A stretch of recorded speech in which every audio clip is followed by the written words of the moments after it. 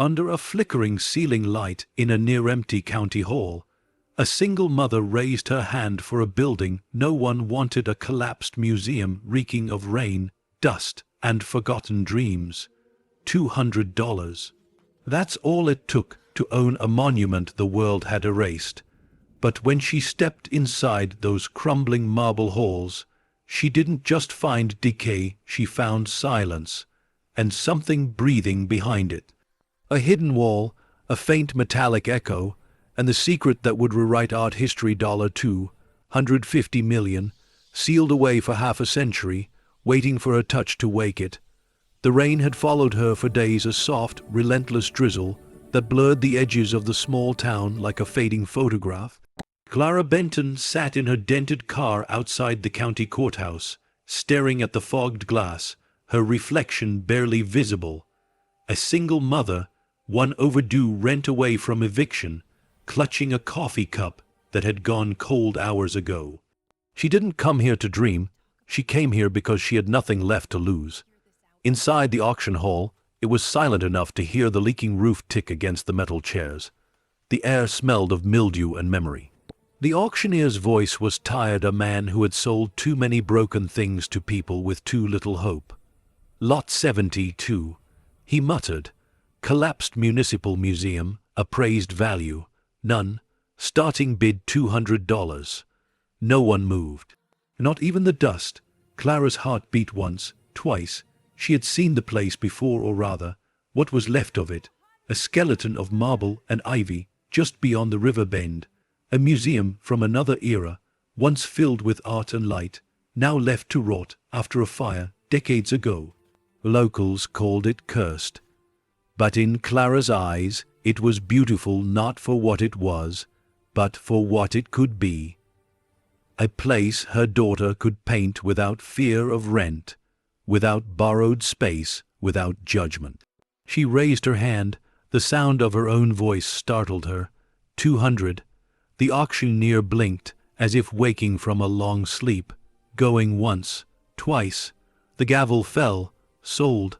The hall emptied before she could even stand. No applause, no congratulations, only the whisper of rain sliding down the windows, and the quiet disbelief that she'd just bought a building that might kill her before it saved her. Outside, she walked across the parking lot, the rain soaking her thrifted coat. Her daughter, Lily, sat waiting in the car, her small hands pressing drawings against the window. Crooked houses, bright suns, a family of two. "Did we win, Mom?" Lily asked as Clara opened the door. Clara smiled through the ache in her chest. "Yeah, sweetheart, we did." But as the wipers brushed away the rain, she looked toward the distant hill where the museum's spires pierced the fog. The silhouette looked almost alive, like a beast that had been sleeping for years, waiting for someone foolish enough to wake it. That night, she couldn't sleep. The rain had turned into wind, howling against the windows of their rented apartment. Bills sat unopened on the counter. Every logical thought screamed that she'd made a mistake. $200 for a collapsed museum wasn't courage, it was desperation in disguise. But somewhere deep inside her, a whisper refused to quiet. Maybe it wasn't an ending. Maybe it was the beginning of something no one else could see. By dawn, she was driving toward the property with a flashlight, a crowbar, and the kind of hope that borders on madness. The road wound through a forest of whispering pines, each tree bending slightly under the weight of morning mist. The museum emerged from the fog like a ghost, its roof caved in, its columns fractured, its iron gates wrapped in ivy and time. Clara parked at the edge of the overgrown driveway. The air was heavy, tasting faintly of rust and rain. She took Lily's hand and stepped toward the gates. The lock was broken long ago. Inside, the world shifted. Shattered glass crunched beneath their shoes. Faded murals clung to the walls, scenes of angels, oceans, forgotten kingdoms painted in strokes now barely visible. Sunlight filtered through the holes in the ceiling, forming narrow beams that looked like spotlights on invisible ghosts. The silence was alive. Lily's voice echoed softly, "Mom, it smells like old paper." Clara smiled. "That's the smell of stories, honey." But she wasn't smiling inside. Every corner of this place whispered warnings: fallen beams, damp wood, ceilings that could crumble with a sigh. Yet beneath the danger there was something sacred, a pulse, a memory. She found the main gallery, or what was left of it. Columns leaned at impossible angles. The marble floor was split open like a wound, revealing black water below. And there, in the center of it all, stood a toppled bronze statue, a woman holding a torch, her face eaten by rust, but her pose still defiant. Clara brushed her fingers over the base. The nameplate read, "Muse of Light, 1894. She whispered to herself, "You're still standing, so will I." The day slipped away as she wandered from room to room, tracing history with her fingertips. She imagined the museum alive again, children laughing, paintings hanging, people gathering beneath chandeliers. She imagined color returning to walls that had only known gray for decades. But as the light dimmed and the wind returned, something shifted. In the silence, she heard it, a faint metallic echo, sharp and hollow, like a chain dragged across concrete. It came from deep within the west side, where the walls had caved and the beams hung low. Clara froze. The sound came again, softer this time, then vanished. She told herself it was the wind, the building settling, the rain finding new cracks to slip through. But the part of her that believed in fate whispered something else, that she hadn't found this place by chance, that the museum had chosen her.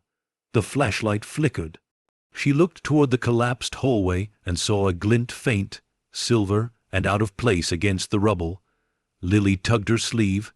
"Mom, it's getting dark." Clara nodded, forcing a smile. "Yeah, let's go home for now." But her eyes never left that glint, half buried behind the wall.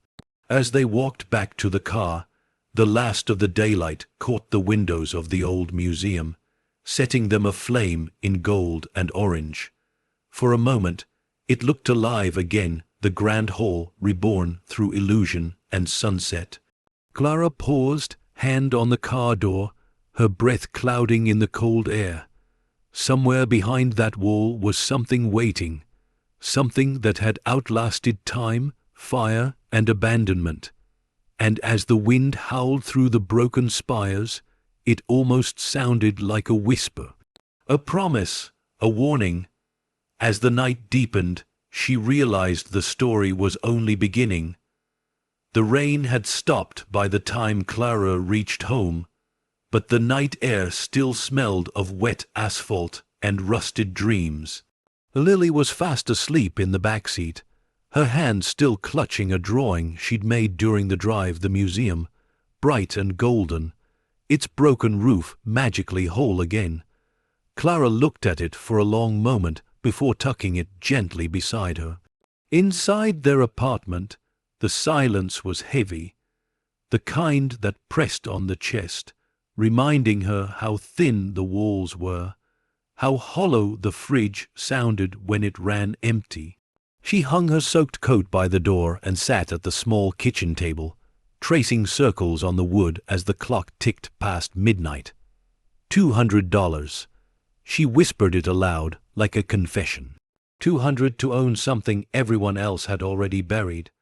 Her eyes drifted to the faded notice pinned above the sink. Final notice.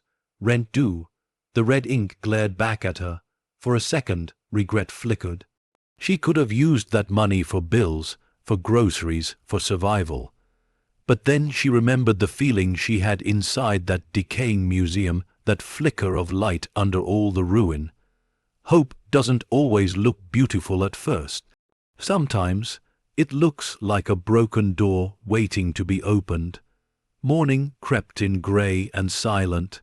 Clara packed sandwiches, filled a thermos with coffee, and nudged Lily awake. "We're going to see our new place," she said, And Lily's eyes widened with a kind of wonder only children know, the kind that doesn't question the impossible. By the time they reached the museum, the sun had broken through the clouds. Dew shimmered on the tall grass, the iron gates glinting faintly, as though remembering the days they used to shine. The museum loomed like a cathedral to forgotten art, wounded, yes, but still proud. Clara unlocked the door, and the hinges screamed. Dust swirled in the beam of her flashlight, turning the air into mist. Every corner whispered of time-cracked plaster, fallen beams, a piano overturned near what had once been the main lobby. She could almost hear echoes of the past, footsteps and laughter fading into silence. In one corner, she found a stack of old programs sealed in brittle plastic. The Benton County Museum of Fine Art, 1901. Beneath the title, a motto, "Where memory finds its color."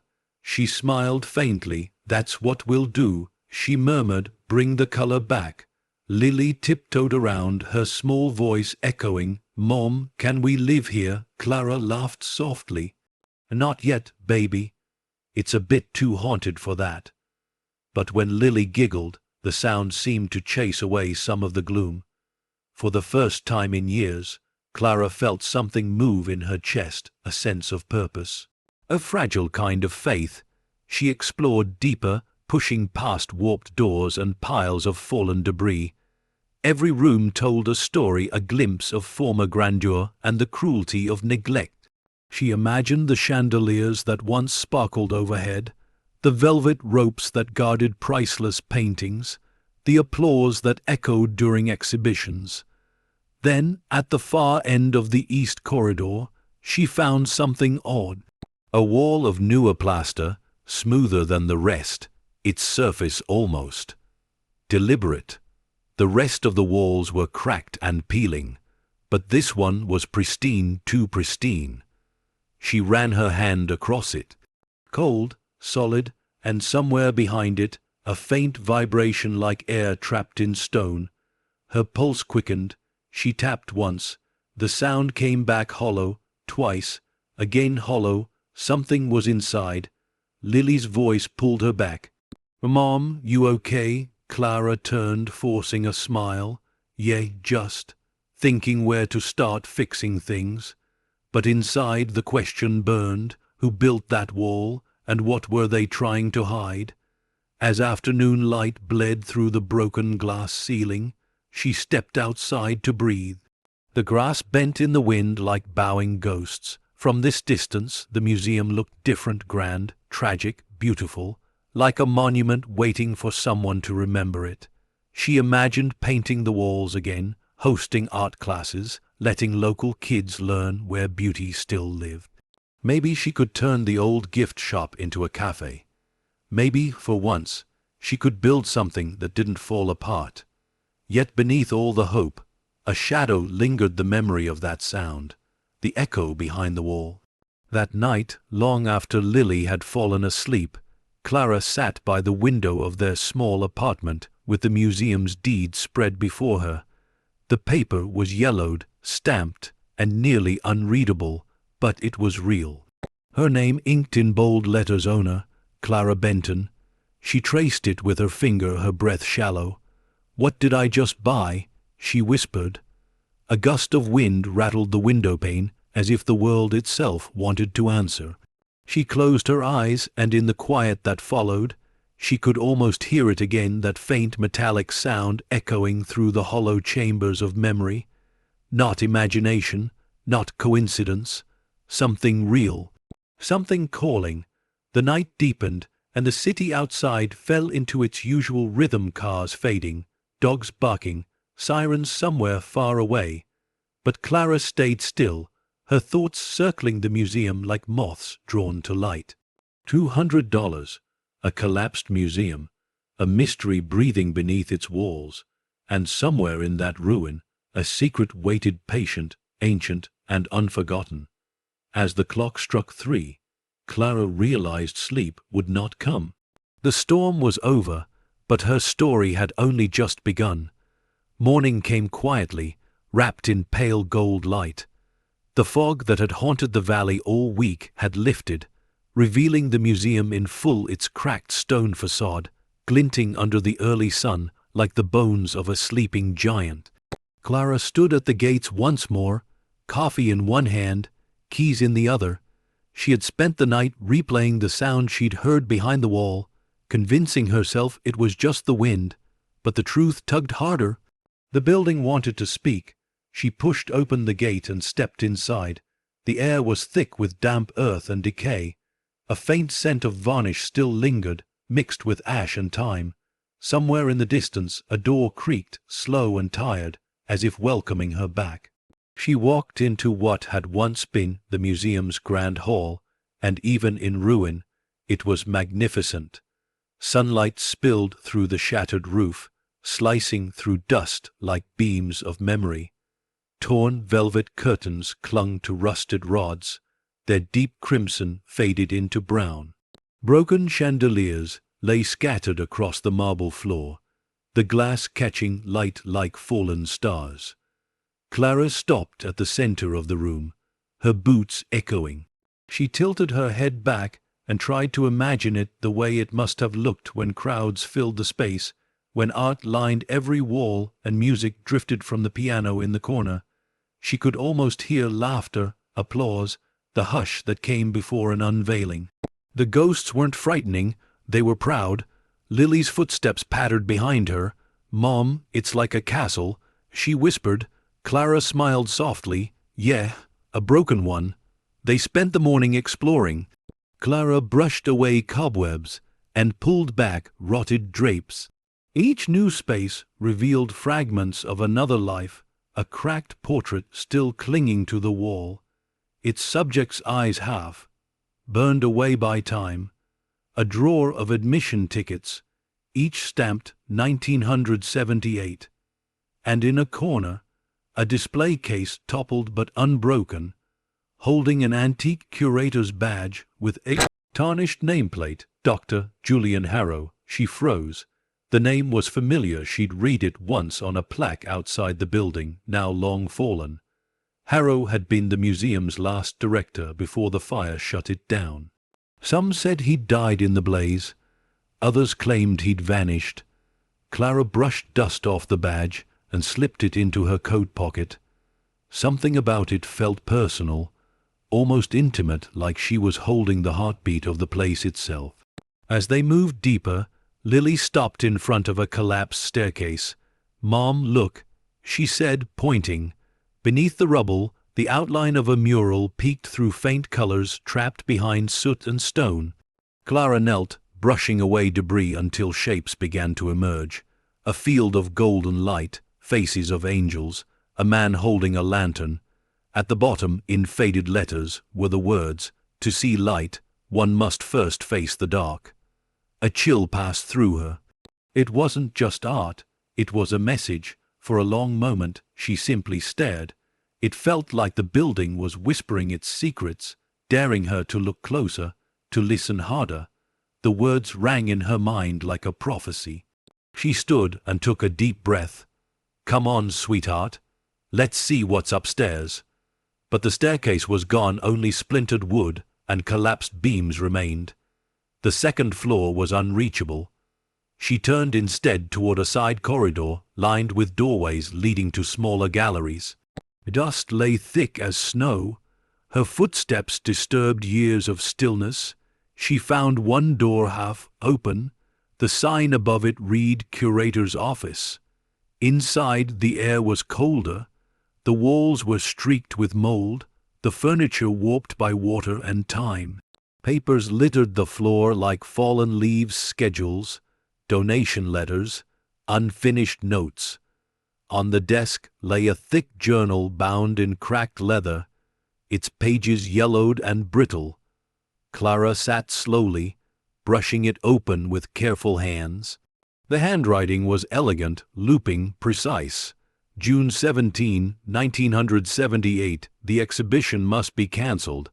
They don't understand what we found. Some things aren't meant for public eyes. I'll seal the west wing myself. It must remain untouched. She exhaled, pulse quickening. The west wing. She flipped further, more entries, darker in tone, mentions of hidden collections, names she didn't recognize, and references to something called Collection E. The last page ended abruptly. If they come looking, tell them nothing. The truth is safer in silence. The ink trailed off mid-sentence. Clara's fingers trembled slightly.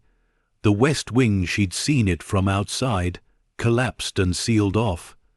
If this journal was true, someone had hidden something there intentionally. Lily tugged her sleeve.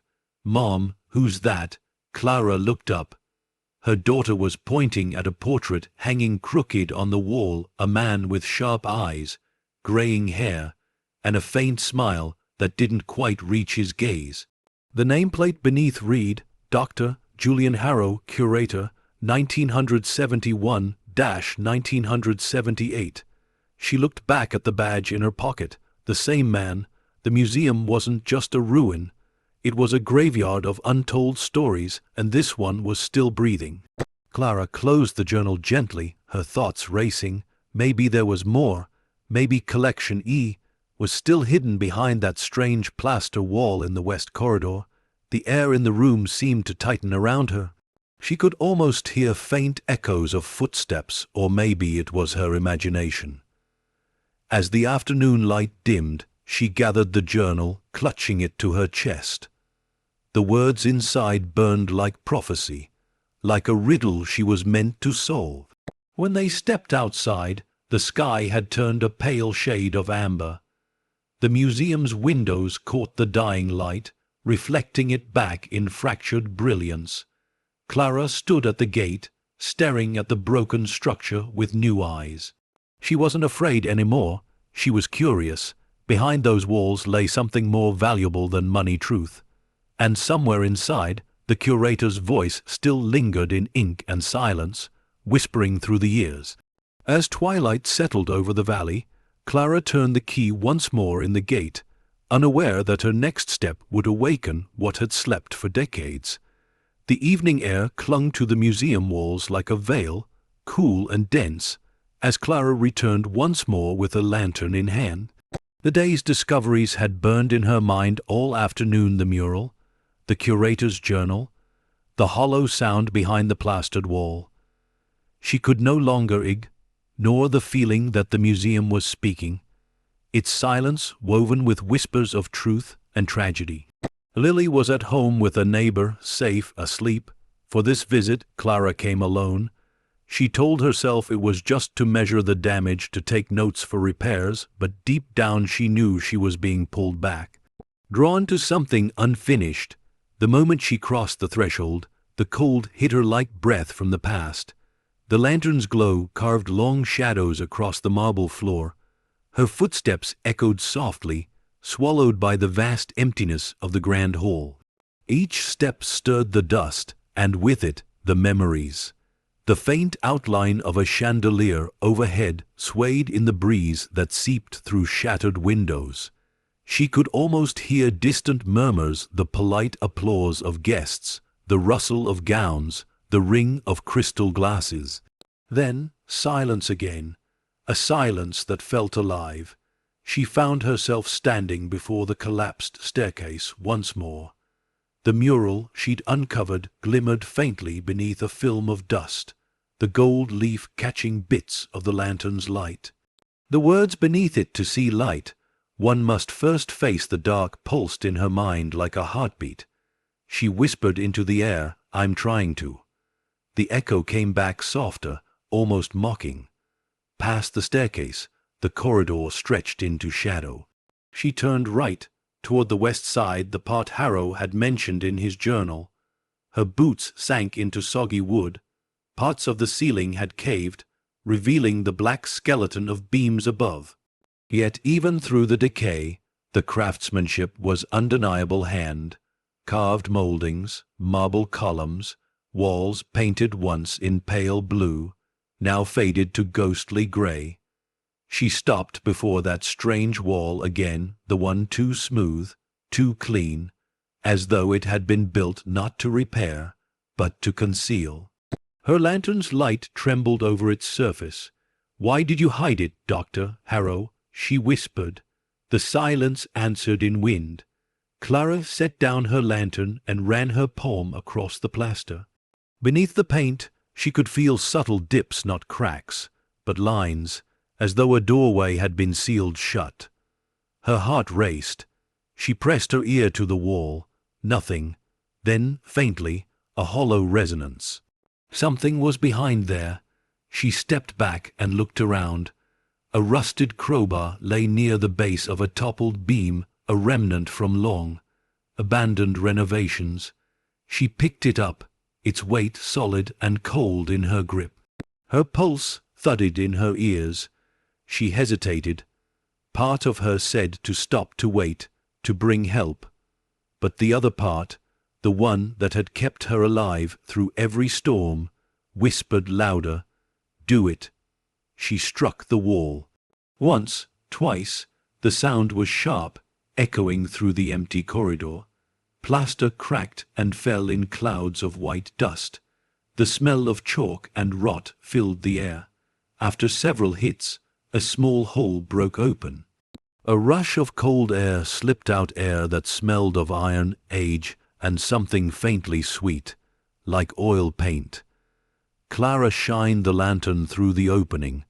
Darkness. She widened the hole, chipping away the plaster piece by piece, until she could peer through. On the other side was a narrow room lined with shelves. The light caught fragments of something, wooden frames, bits of fabric, shards of glass. She reached through and brushed her fingers against the edge of a picture frame. It was real, it was all still there. Clara stepped back, breath trembling.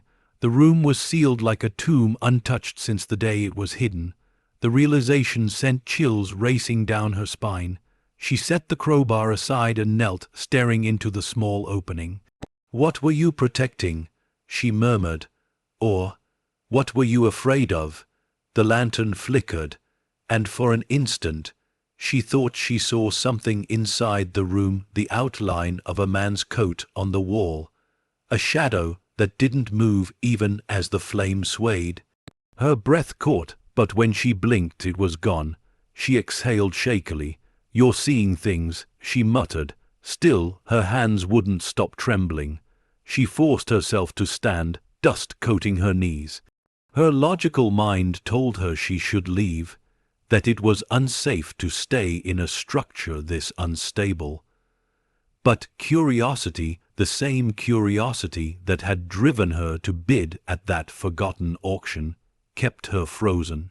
She took one last look through the gap. Inside, something caught the light, a corner of a wooden crate, stamped with bold black letters, half obscured by dust. She could make out only part of it. "Collect." Her pulse quickened. She stepped back, clutching the lantern tighter. Dr. Harrow's journal mentioned Collection E, and now she'd found it, or at least the door that led to it. The room beyond that wall was the heart of the mystery.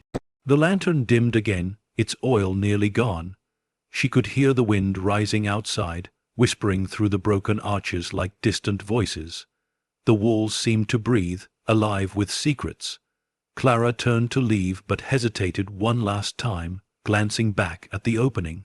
The air that seeped through was colder than before, carrying a faint metallic echo, the same sound she'd heard the first night she entered this place.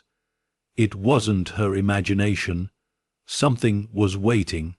As she stepped into the grand hall again, the lantern finally flickered out, plunging the space into darkness. Only the pale light of the moon spilled through the shattered ceiling, painting the marble in silver and shadow. She stood still, her heartbeat echoing in the silence. The museum no longer felt abandoned. It felt aware. And as she locked the doors behind her and stepped into the cold night, the words from the mural returned to her like a whisper through the wind. To see light, one must first face the dark. Clara didn't yet understand what the darkness held, but as she drove away, Her reflection in the windshield caught a faint glimmer, a shape in the museum window, standing tall in the moonlight, watching her leave. That night, as sleep refused to come, Clara realized the ghosts of the Grand Hall weren't gone. They were waiting for her to listen. The morning broke heavy and grey, clouds dragging their shadows across the valley as though the sky itself didn't want to wake. Clara sat at her small kitchen table, Harrow's leather journal open beside a cold cup of coffee. The pages stared back at her like unblinking eyes, the last entry still burned in her mind. "I'll seal the West Wing myself. It must remain untouched." Her hand traced the words again and again, as if they might change under her touch. Why seal it? What had he seen? The museum wasn't just history anymore. It was beginning to feel like a riddle built of stone and silence, waiting for her to solve. Lily hummed in the other room, drawing as always soft pencil strokes on paper, the sound that usually brought Clara peace. But this morning, the rhythm of it only reminded her how much she didn't know. She looked at her daughter and forced a smile. "We're going back today." Lily's eyes brightened. "To the castle?" "Yeah," Clara said softly, "to the castle." The drive felt longer this time. Every turn of the road seemed to carry more weight. The fog was gone, but a thin mist still curled through the trees, clinging to the edges of the old road like a veil that didn't want to lift. The closer they got, the stronger that strange pull became, the same quiet hum that had whispered through the walls before. When the museum came into view, it looked almost regal in the dull morning light. The ivy on its cracked facade shimmered faintly, droplets of rain clinging to each leaf. Time had done its best to erase it, yet somehow it refused to disappear. Clara parked at the same spot as before, grabbing her tool bag and flashlight. "Stay close, okay?" Lily nodded and skipped ahead, her boots splashing through puddles, her laughter echoing off the stone. For a brief moment, the sound almost made the museum seem alive again, like the ghosts inside were smiling.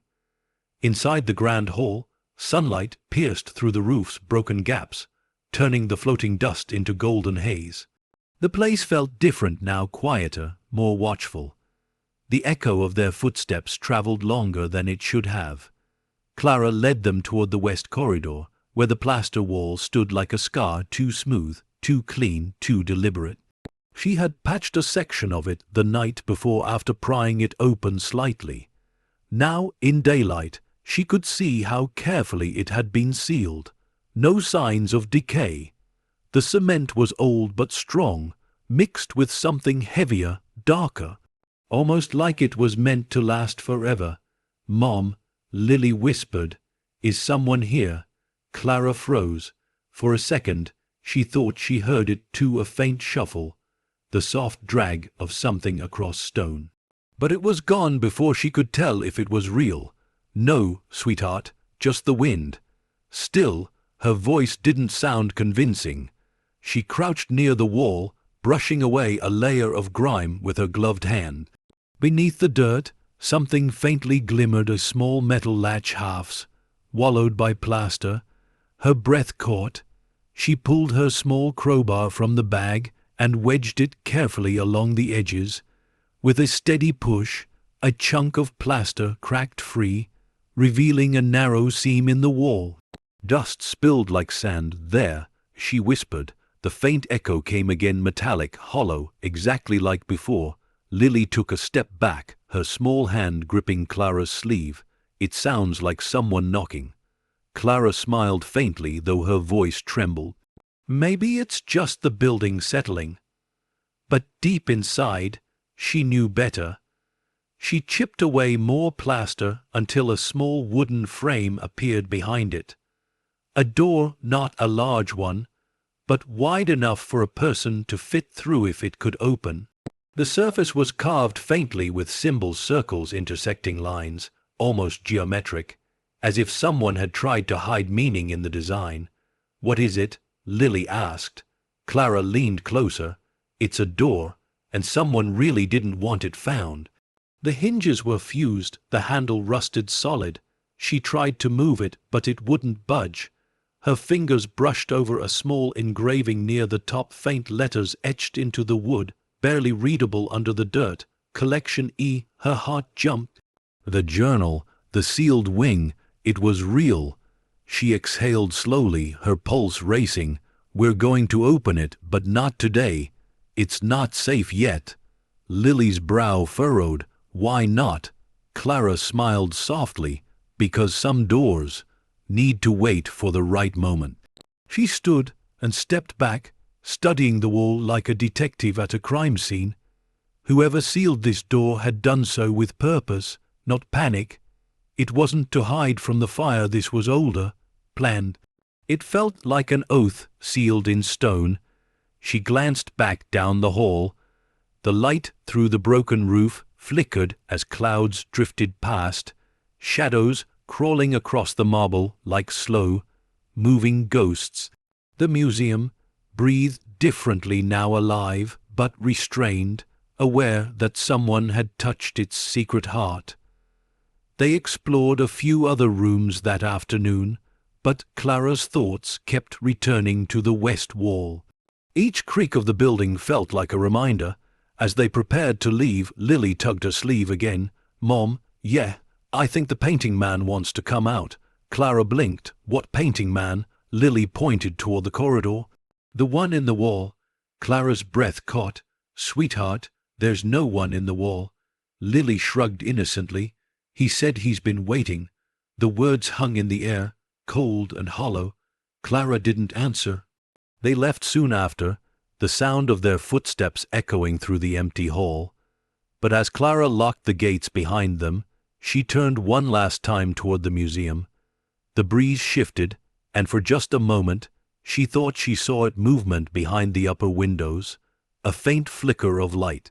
She blinked, and it was gone. The West Wing's secret wasn't sleeping anymore. And as the clouds gathered over the valley once more, Clara felt a quiet certainty in her bones. Whatever Harrow had hidden, it wasn't meant to stay buried forever.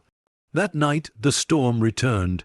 Rain clawed at the windows of Clara's small apartment, and thunder rolled over the valley like a slow heartbeat. She sat on the edge of her bed, the museum's keys resting in her palm, their metal chilled from the night air seeping through the cracked window. Sleep wouldn't come, not with those words circling in her mind. Collection E.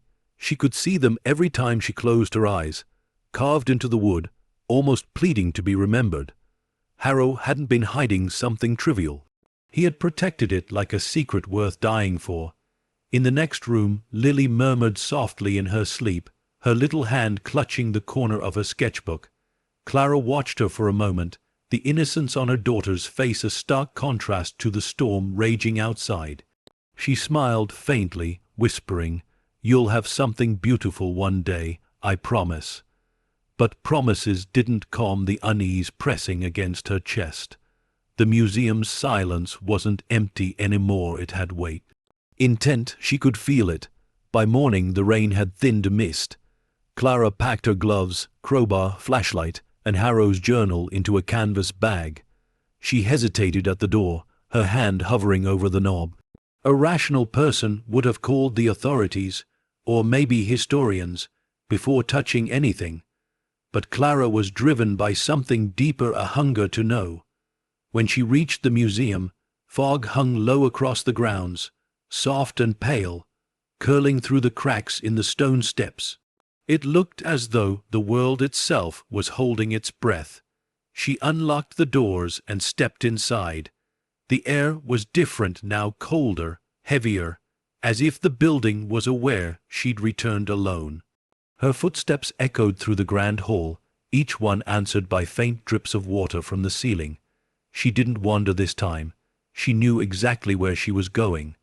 The west corridor felt narrower than before, the walls closer, the silence deeper. She set down her bag and ran her hand across the plaster that sealed the door. The surface was still cool and smooth, untouched by time, but behind it was history waiting to exhale. She pulled out the crowbar and pressed it into the small gap she'd made the day before. The first strike sent a tremor through her arm, a hollow vibration that rattled the floorboards. Dust poured down, coating her hair, her shoulders. She coughed, wiped her mouth, and swung again. Plaster cracked. The echo returned louder this time, ringing through the corridor like a bell in a forgotten chapel. Piece by piece, she pried away chunks of the wall. The deeper she went, the more she felt it, a draught faint but distinct, like air escaping from a sealed room. And with it came a smell not rot, but something older, richer, oil, varnish, paint. Her flashlight flickered. She tightened her grip, almost there. She whispered. With one final pull, the plaster gave way completely. A thick sheet of dust fell as the wooden frame of the door came into view. Its color was nearly black, the grain eaten by age, but it was intact. The handle moved. Clara froze. She hadn't touched it. But under the soft pull of air, the handle shifted, a slow metallic groan that seemed to stretch forever. Then silence. She swallowed hard, her hand trembling as she reached for it. The metal was cold, damp. She turned it. The door opened with a gasp of air, heavy and stale, as though the room itself had been holding its breath for decades. Her flashlight beam cut through the darkness, revealing a narrow chamber lined with wooden shelves. Canvas. Wrapped frames leaned against the walls. Crates stacked in the corners bore the same marking. Collection E. Her heart pounded. She stepped inside, each footstep sinking into a thin layer of dust. The air smelled thick with turpentine and history. She brushed her hand across one of the canvases, a large painting covered in linen. The texture felt alive beneath her fingertips. Slowly, she peeled back the fabric. Beneath it lay a portrait, a woman in a crimson dress, her eyes deep and knowing, painted in a style she recognized from museum books. The brushwork was unmistakable, Vellin, a name whispered through art circles as one of the greats, a painter whose missing works were valued in the millions. Clara's breath hitched. There were more, dozens. She moved from one to another, pulling back sheets, revealing landscapes, portraits, abstract forms, all untouched by time.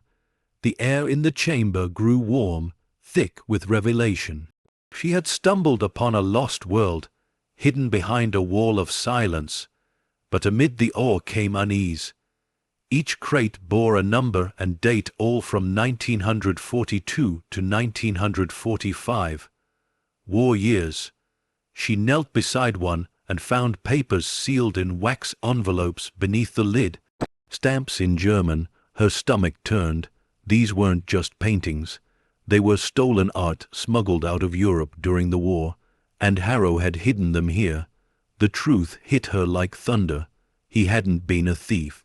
He'd been a guardian, a man trying to keep these treasures safe from men who saw beauty only in its price. Clara's eyes welled. "You saved them," she whispered to the empty room.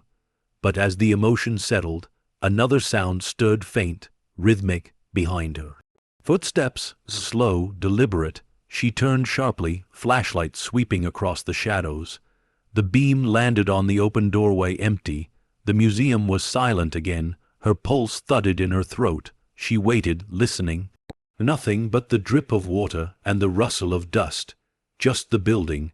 She whispered, but even her voice sounded unconvinced. She took a final look at the room, memorizing every detail, every mark, every name carved into the crates. She knew she couldn't keep this hidden, not forever, but not yet. The world wasn't ready. She stepped out, closing the door behind her, but it didn't latch. The wood seemed to sigh, as though refusing to be sealed again. When she turned toward the exit, her flashlight dimmed one last time. Just before the light died completely, she caught a glimpse of something on the opposite wall, faint letters scrawled in chalk, almost erased by time. "Forgive me, the light must wait." The lantern flickered out. Darkness swallowed the corridor whole. And in that moment, Clara realized the museum wasn't just holding art. It was holding confession. As the storm gathered once more outside, she knew the walls weren't done speaking. They were only beginning to tell their story. The sun had barely risen, yet Clara was already wide awake. The night had offered no peace, only questions. The words she'd found scrawled in chalk haunted her mind. "Forgive me, the light must wait." She sat at the kitchen table with Harrow's journal open before her, tracing the looping handwriting for answers. Every page felt like a conversation across time, one she couldn't stop listening to. The rain tapped the window softly, like fingers urging her to hurry. Clara's phone buzzed, a reminder from her boss. Another missed shift. Another warning. But even as reality tugged her back, her eyes kept drifting toward the old map she'd drawn of the museum. One room, the hidden one, burned in her thoughts. She whispered under her breath, "You built a vault for truth, didn't you, Harrow?" By mid-morning, she was back at the museum. Lily stayed with the neighbor again. Clara didn't want her anywhere near the secrets these walls were starting to reveal. The drive felt shorter this time, almost automatic. The rain had stopped, leaving the world washed clean but unnervingly still. When she reached the gates, the air was heavy with silence. Even the birds seemed to have abandoned the place. The ivy along the facade glistened with dew, curling around the windows like veins around a heart that refused to die. Inside, the air pressed against her like a held breath. The scent of damp wood, paint, and something faintly metallic filled the grand hall. Clara could almost feel the building waiting, its emptiness not empty at all but alive with presence. She set down her bag near the west corridor, her boots echoing on the marble. The hole she'd broken into the wall still gaped open, the sealed chamber beyond half, shrouded in shadow. The dust she disturbed hung suspended, tiny flecks of gold caught in a shaft of light from above. But what unsettled her most wasn't what she saw, it was what she didn't. The door she'd left slightly ajar the night before was now fully closed. She froze, her breath catching. She hadn't touched it since leaving. The logical part of her mind scrambled for explanations, maybe the air pressure or the building shifting overnight. But something colder settled in her gut, a quiet dread that made her hand tremble as she reached for the handle. The metal was warm. She swallowed hard and slowly turned it. The hinges moaned softly, like a sigh after years of silence. The door opened inward, revealing the chamber once more. The air that escaped was still heavy, ancient, scented faintly of varnish and old smoke. Everything inside looked the same, the shelves, the crates, the veiled paintings. But now something else caught her eye.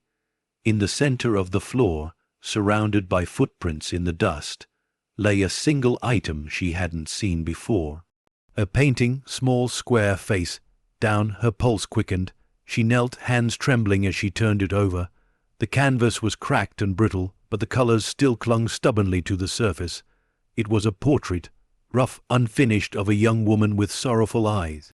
The brushwork was delicate yet desperate, as though painted in haste, and at the bottom corner, the name signed in fading ink, Julian Harrow. Clara's breath caught. Harrow wasn't just the curator, he had been an artist.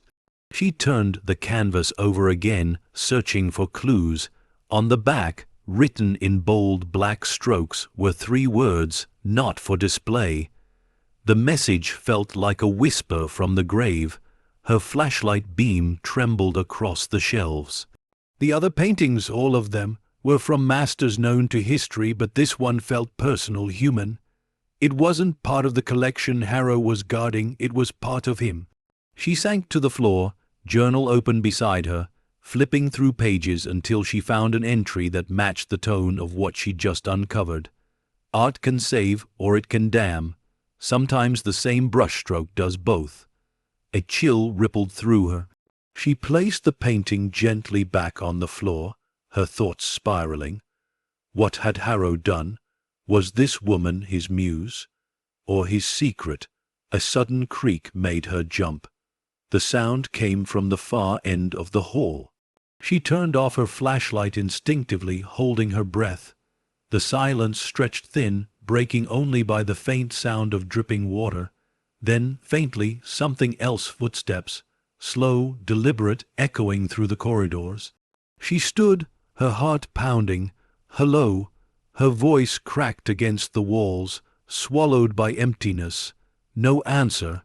The footsteps faded. Her flashlight flickered again, its beam landing on one of the crates she hadn't opened yet.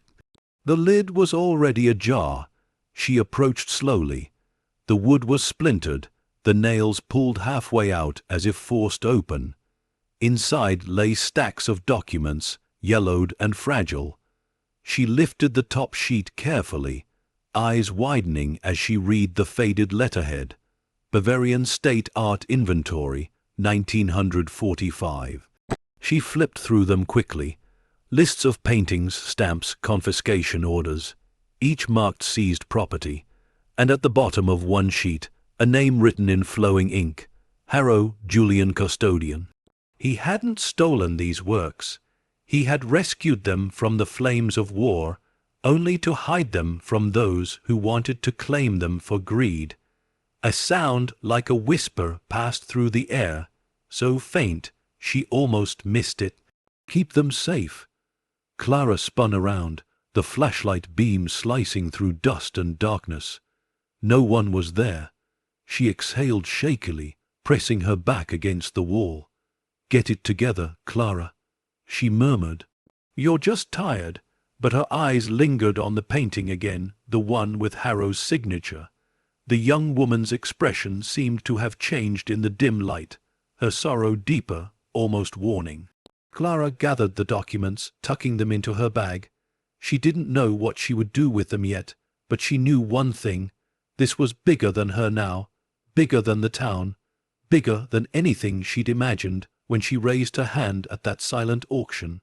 As she stepped out of the chamber, she glanced back one last time. The lantern light glinted off the painting's cracked surface, and for just a moment she thought she saw a reflection that wasn't her own, a faint outline of a man standing behind her in the dark, his face obscured, his eyes heavy with sorrow. The beam flickered, and he was gone. Clara swallowed hard, closed the door gently, and whispered into the still air, "I'll keep them safe, I promise." As she turned to leave, the corridor behind her groaned, wood shifting, plaster cracking.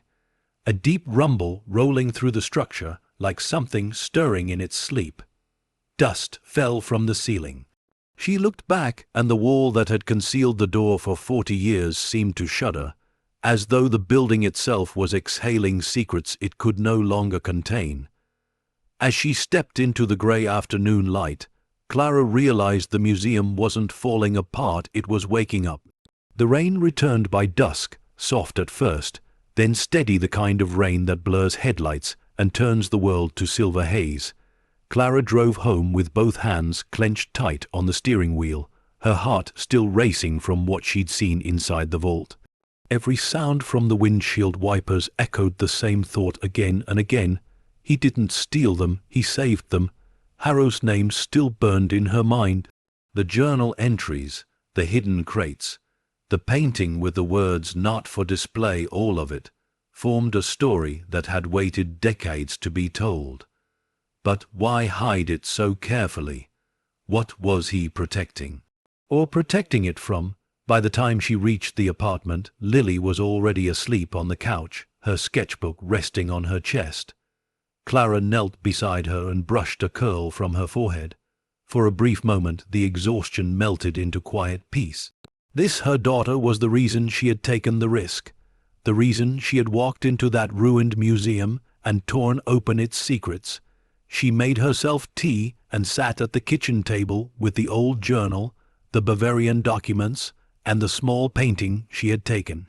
The lamplight shimmered across its cracked varnish, revealing faint pencil lines beneath the paint-hidden layers of another image. Clara tilted it closer to the light. Beneath the woman's face, faint but visible, was another figure, a man's outline, blurred by years of pigment and time. She whispered, "You painted over yourself, didn't you, Harrow?" Her phone buzzed suddenly, startling her. It was a text from an unknown number. "The museum is not yours to claim. Stop digging." She froze. The number was blocked. No name, no reply possible. Her stomach tightened. She looked toward the window, but the glass only reflected her own frightened face. Someone knew. Someone was watching. The rest of the night she couldn't sleep.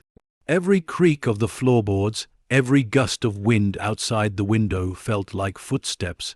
She sat in the dark with her mug of cold tea until the first light of dawn cut through the curtains. By morning, the decision was made. She couldn't stop now. She needed help, someone who understood what she was uncovering. That's when she thought of Elliot. He was a local handyman she'd met when first inspecting the property, quiet, steady, the kind of man who repaired old churches and never asked too many questions. She drove to his workshop on the edge of town, the museum's keys clutched tight in her hand. He looked up from his workbench as she entered, wiping his hands on a rag. "Clara Benton, haven't seen you since you bought that pile of rubble." She managed a nervous laugh. "It's more than rubble. I think it's hiding something. Something big." He studied her for a moment. "You've got that look in your eyes like someone who's seen too much and still wants to see more." "I need someone who can help me carefully open a few walls," she said. "There's a sealed room, maybe more." He frowned. "You sure that's wise? That place barely stands as it is." She hesitated, then leaned closer, lowering her voice. "There's art in there, Elliot. Paintings, crates. I think it's valuable." That got his attention. He didn't smile, but his eyes sharpened. "How valuable?" Clara shook her head. "I don't know yet, but what I've found, it's not supposed to be there. It was hidden, protected."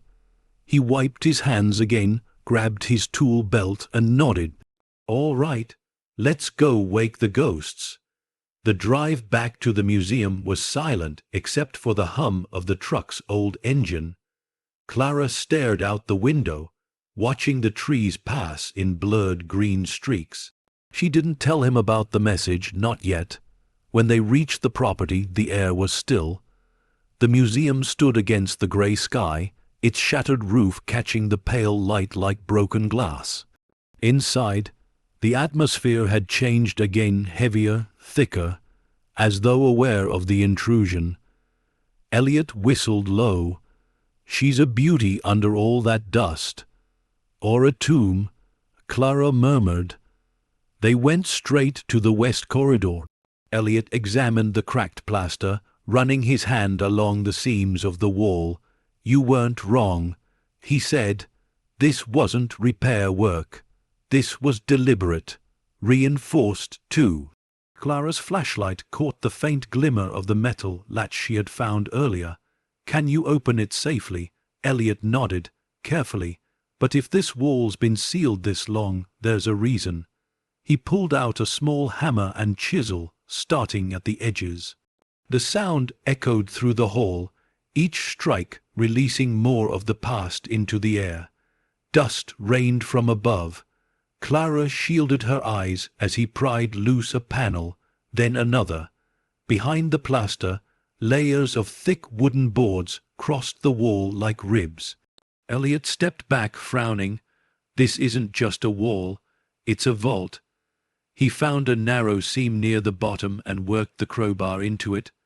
With a final heavy pull, one of the boards cracked free. A rush of cold air spilled out, carrying the smell of age, varnish, and something faintly metallic. Clara leaned forward, her heart pounding. "There it is." Elliot peered through the gap. "Paintings, crates, you weren't kidding." Clara's voice softened to a whisper. "That's collection E, it's worth millions."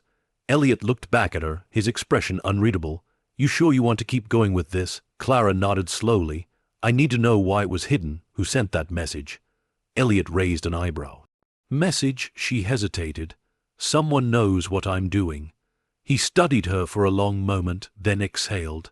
"Then we'd better move fast."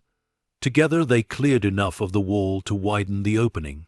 Clara's flashlight swept across the vault, again shelves of preserved paintings, each covered in linen, each numbered carefully. The silence inside was thick, reverent, and then Elliot said quietly, "There's something else back here." Clara turned the light toward where he pointed, a section of wall lined not with crates, but with framed sketches pinned neatly in rows. Charcoal drawings, faces, dozens of them. Men, women, children, each expression full of sorrow. Some bore faint signatures, others were nameless.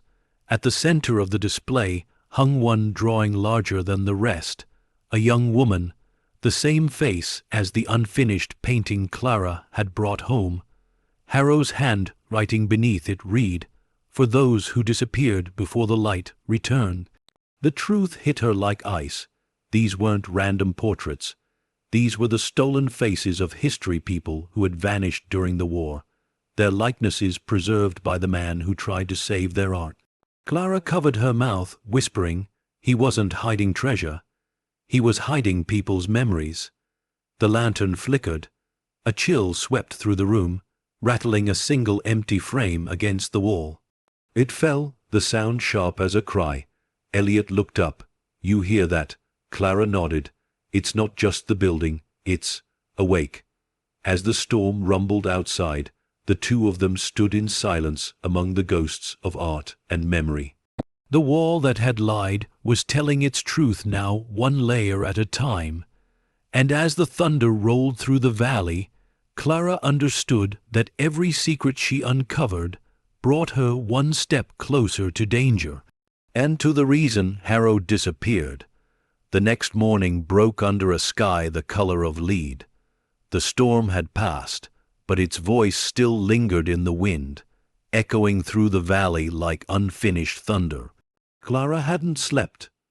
Every time she closed her eyes, she saw them, the faces from the drawings, their eyes pleading from across time. She stood by the kitchen window, coffee cooling in her hands, watching the rainwater trail down the glass. On the counter beside her lay the small portrait signed by Julian Harrow, the man who had vanished 40 years ago, the man whose silence still filled every inch of the museum she now owned. Her phone buzzed again. Another blocked message. "Stop digging. The past is not yours." She stared at it, fingers trembling. This wasn't random anymore. Someone was watching her. Someone who wanted the truth to stay buried. That thought alone should have frightened her enough to stop, but it didn't. It fueled her. By midday, Clara sat inside the county archives, the smell of paper and dust thick around her. The room hummed faintly with the old radiators and the sound of rain tapping against the tall windows. A weary clerk had led her to the records from the 1970s. She'd spent hours flipping through faded files, each page whispering a fragment of forgotten history. She searched for Julian Harrow. The first mention came from a newspaper clipping dated September 3, 1978. Museum curator missing after fire. Dr. Julian Harrow, last seen on the night of August 29th. Presumed dead after a blaze destroyed portions of the Benton County Museum of Fine Art. Authorities cite electrical malfunction as the likely cause. Clara frowned. The fire had started in the West Wing, the very wing he sealed. She traced her finger across the grainy photo of Harrow's face printed in the article. Sharp features, tired eyes. A man burdened by something heavier than time. She flipped to another report, one written just days later. Suspicion of fraud in museums, lost art insurance claims. Paragraph after paragraph accused Harrow of theft, of faking losses to collect payouts, of hoarding art meant for display. No proof, only rumor. The investigation, the article said, had been quietly closed within the year. Clara leaned back in her chair, eyes narrowing. "You weren't a thief," she whispered. "You were covering someone else's sins." The next file was thinner, almost empty. Inside, a single letter from the museum board, dated 1977. "Dr. Harrow, Your insistence on sealing the West Wing and halting the exhibition has caused irreparable damage to the museum's reputation. This obsession with secrecy cannot continue. You are hereby placed on administrative leave pending review. Her chest tightened. He'd been pushed out, silenced, maybe worse. The clerk looked over. You're digging into the Harrow fire. Clara nodded slowly. Yes. Did anyone ever find his body? The man shook his head. No remains were recovered, just ashes and melted bronze. Most folks said he lit that fire himself. She paused. Do you believe that? He shrugged. I believe some people disappear because the truth's heavier than living with it. Clara closed the file and gathered her notes. As she turned to leave, something caught her eye. A small box of photographs marked unclaimed museum records. The label was fading, the cardboard swollen from years of damp air. She hesitated, then opened it. Inside were dozens of black and white photos, gallery walls, exhibits, guests smiling in suits and gowns. But one photograph made her heart stop. Harrow stood in front of a covered painting, his hand on the drape mid-speech. Behind him, blurred in the background, was a man Clara recognized from nowhere. And yet, something about his face made her uneasy. The same sharp cheekbones, the same piercing gaze. She flipped the photo over. In neat handwriting, the back read, Dr. Harrow with V. Lang, private benefactor, 1978. The name sank like a stone in her gut. Victor Lang, the same name as the man who'd texted her the offer for the museum just a few days ago. The connection struck hard and cold. This wasn't coincidence. The man who wanted her to stop digging was the same man who had stood beside Harrow the year he disappeared. The walls of the archive seemed to close in around her. She drove straight to the museum as the sun dipped low behind the hills. The clouds glowed crimson, fiery, bleeding light spilling over the ruined roof like the reflection of the past itself. Her car tires crunched over gravel as she pulled up to the entrance, her heart pounding like thunder in her chest. Inside, the air was stale and cold, but the silence wasn't empty. The building felt expectant. She walked straight to Harrow's office, the one she had found weeks ago with the journal on the desk. The door groaned open. Papers still lay where she'd left them, the air still carrying the faint scent of mold and age. She flipped through the drawers again, searching for anything connected to Lang. At first, nothing. Just memos, old receipts, letters written in elegant cursive. But near the bottom drawer, taped beneath the wood, her fingers brushed something thin and stiff, an envelope, yellowed and sealed. She peeled it free, careful not to tear it. Written across the front in Harrow's unmistakable hand, "If I am gone, tell them the truth was never lost, only hidden." Her pulse quickened. She broke the seal.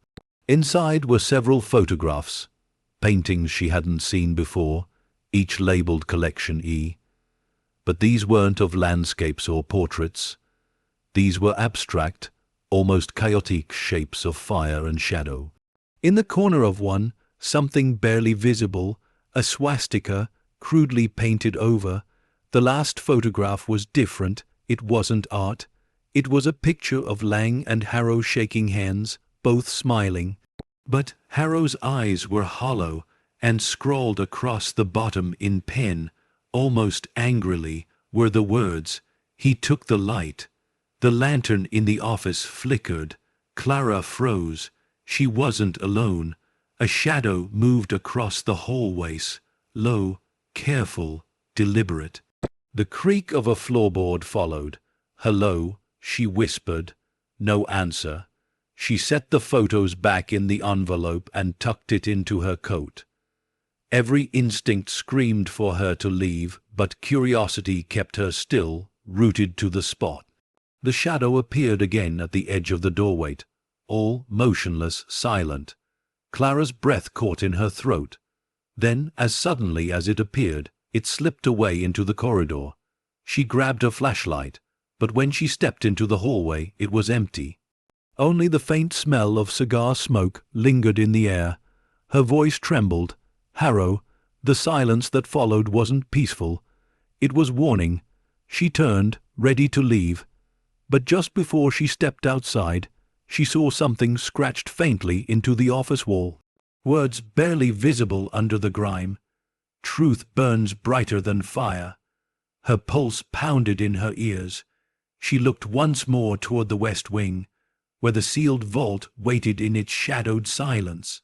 If Harrow had died for what he protected, then the man who wanted her to stop digging was still alive, and he hadn't finished what he started.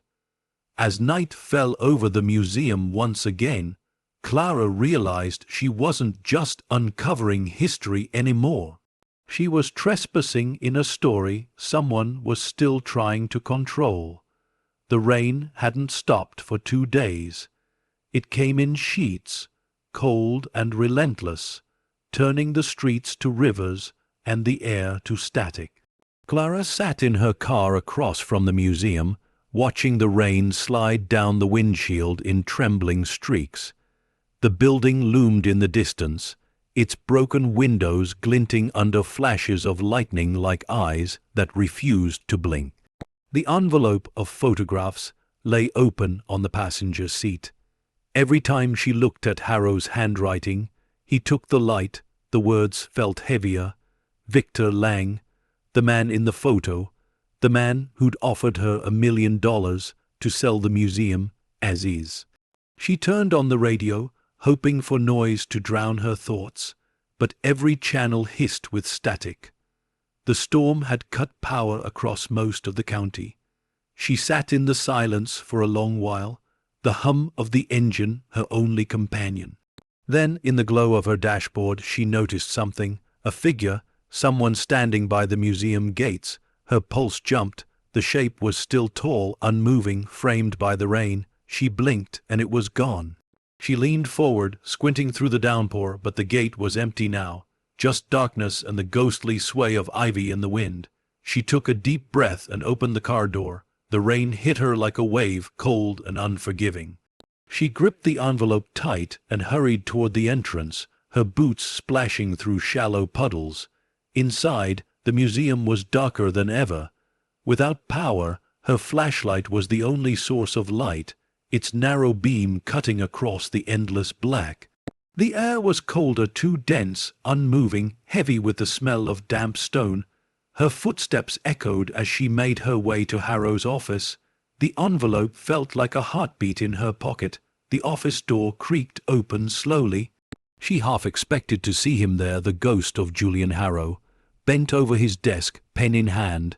Instead, the room was just as she'd left it, the journal, the cracked lamp, the words on the wall. Truth burns brighter than fire. Clara sat in the old chair, the wood groaning beneath her weight. She spread the photographs across the desk, letting the flashlight hover over them one by one. There was something strange about the images. At first glance, they were random paintings, crates, signatures, but when she lined them up by the handwritten dates in the corners, a pattern emerged. Each date matched a night leading up to the fire. Each photo was taken inside the West Wing. The last one, the night of August 29, 1978, showed the same sealed door she had broken open. But unlike now, it wasn't plastered over yet. It was ajar.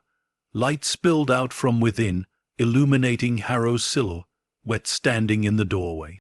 Behind him, another figure, taller, broad, shouldered, barely visible in the glow. The caption read only, "The Final Night." Clara's skin prickled. The second man's face was blurred by motion, but the shape of his stance was unmistakable. Victor Lang. Harrow hadn't burned the museum. Lang had. A thunderclap shattered the silence, shaking the walls. The flashlight flickered. Clara's hands trembled as she gathered the photos back into the envelope. She needed to leave now. As she stood, A faint metallic sound rang through the hall, that same echo she'd heard before. It came from somewhere beyond the office, deeper in the west wing. She hesitated. Every instinct screamed to run, but curiosity, or maybe something greater, pulled her forward. She stepped out of the office, the beam of her flashlight wavering across the walls. The air grew colder with each step. Her boots slipped slightly on the damp marble.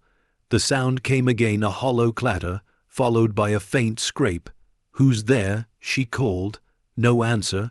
She moved slower now, each step deliberate. The flashlight beam caught the edge of a crate, one of the ones she'd opened before. It had been moved. The lid lay on the floor. Inside, the canvas that once rested there was gone. Her heart pounded. Someone else had been here. She turned sharply, scanning the darkness. That's when she saw it, a faint glow near the far end of the corridor. A cigarette ember. Someone was standing just beyond the shadows, unmoving. "Hello." The ember flared briefly as if in response. Then a voice, low, calm, cutting through the silence. "You shouldn't be here, Ms. Benton." Her breath caught. "Who are you?" A pause, then a friend of the museum. The voice was smooth, polished, familiar. Clara took a step back, her flashlight trembling. "Victor Lang." He stepped into the beam of light, raincoat slick, face half shrouded by the dark. He smiled, a slow, effortless smile that didn't reach his eyes. "You've done impressive work.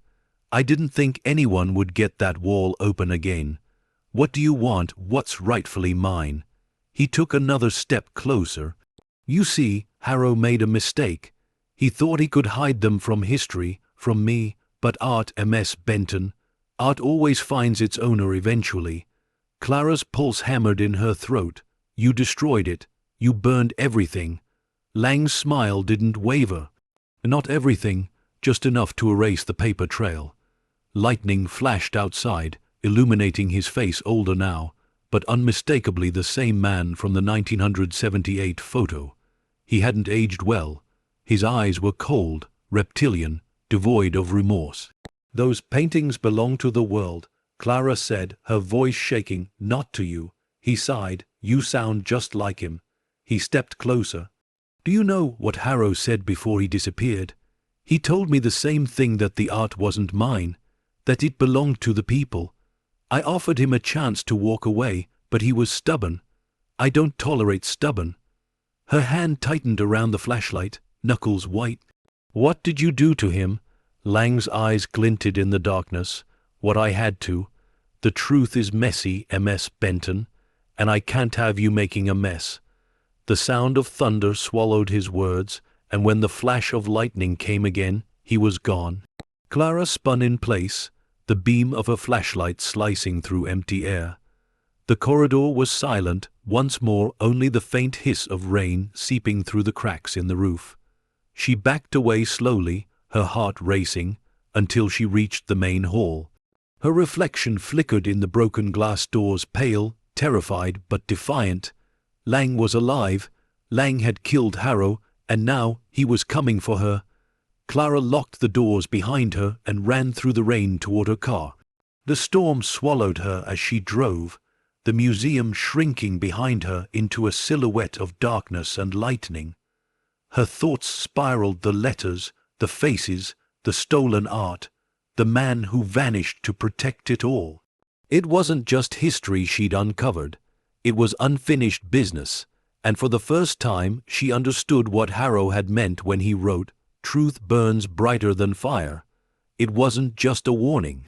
It was a promise. As the storm bled across the horizon, Clara knew the flames that had consumed Harrow's life were reaching for hers next, and this time she couldn't run from them. The rain had finally stopped, but the silence it left behind was worse. The storm's rage had been something she could understand, violent, loud, alive. This new stillness felt calculated, like the world was waiting to see what Clara Benton would do next. She hadn't told anyone about Lang. Not the police, not Elliot, not even Lily. She couldn't. Every word would sound like madness, a missing curator, a secret vault of stolen art. A man thought long dead who now walked through her nightmares. But it wasn't madness. She'd seen him. He had spoken her name. Now, 3 days later, she stood in the half-lit museum once again, the air stale and cold, her breath fogging in the dim light. The building seemed quieter now, subdued, as if even the ghosts inside were holding their breath. The west wing door was still closed, the plastered wall now half repaired from where she and Elliot had torn it open. Dust coated everything in a thin white film, like the museum was trying to bury itself again. Elliot was supposed to meet her that morning. He hadn't shown up, no call, no text. His truck wasn't outside. She stared at her phone screen, thumb hovering over his number. Then she heard it, the echo of footsteps behind her. Slow, measured, confident, her pulse quickened. Elliot, but the voice that answered wasn't his. "Good morning, Ms. Benton." She spun around. Victor Lang stood near the entrance, crisp as if he'd stepped out of a different century, tailored coat, polished shoes, a gold ring glinting on his hand. The way he smiled made the air turn colder. Clara took a step back. "You're trespassing." Lang glanced around the decaying hall, his eyes gliding over the marble columns, the fractured ceilings. "Am I? This place is mine, after all." "It's not." He tilted his head slightly, almost amused. "Legally, perhaps not, but legally it shouldn't exist, should it? Harrow burned it. You rebuilt his mistake." Clara's voice shook. "What do you want from me?" Lang walked toward her, unhurried, his cane tapping lightly against the floor. "I want to make things simple.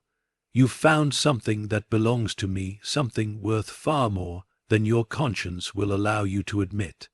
And I'm here to offer you a way out." He reached into his coat and produced a folded envelope. The paper was thick, embossed with a silver seal. He set it on the nearest column. $1 million, no questions, no press. You sign over the deed to the museum, and you walk away. Clara stared at the envelope as if it might bite. "You think I care about your money?" He smiled faintly. "I think you care about your daughter, about her safety, about her future. $1 million could build a new one somewhere far from here, somewhere quiet." Her jaw tightened. "You're threatening me. I'm offering you mercy." He took another step closer, his shadow stretching across the cracked marble. "You've done well, truly.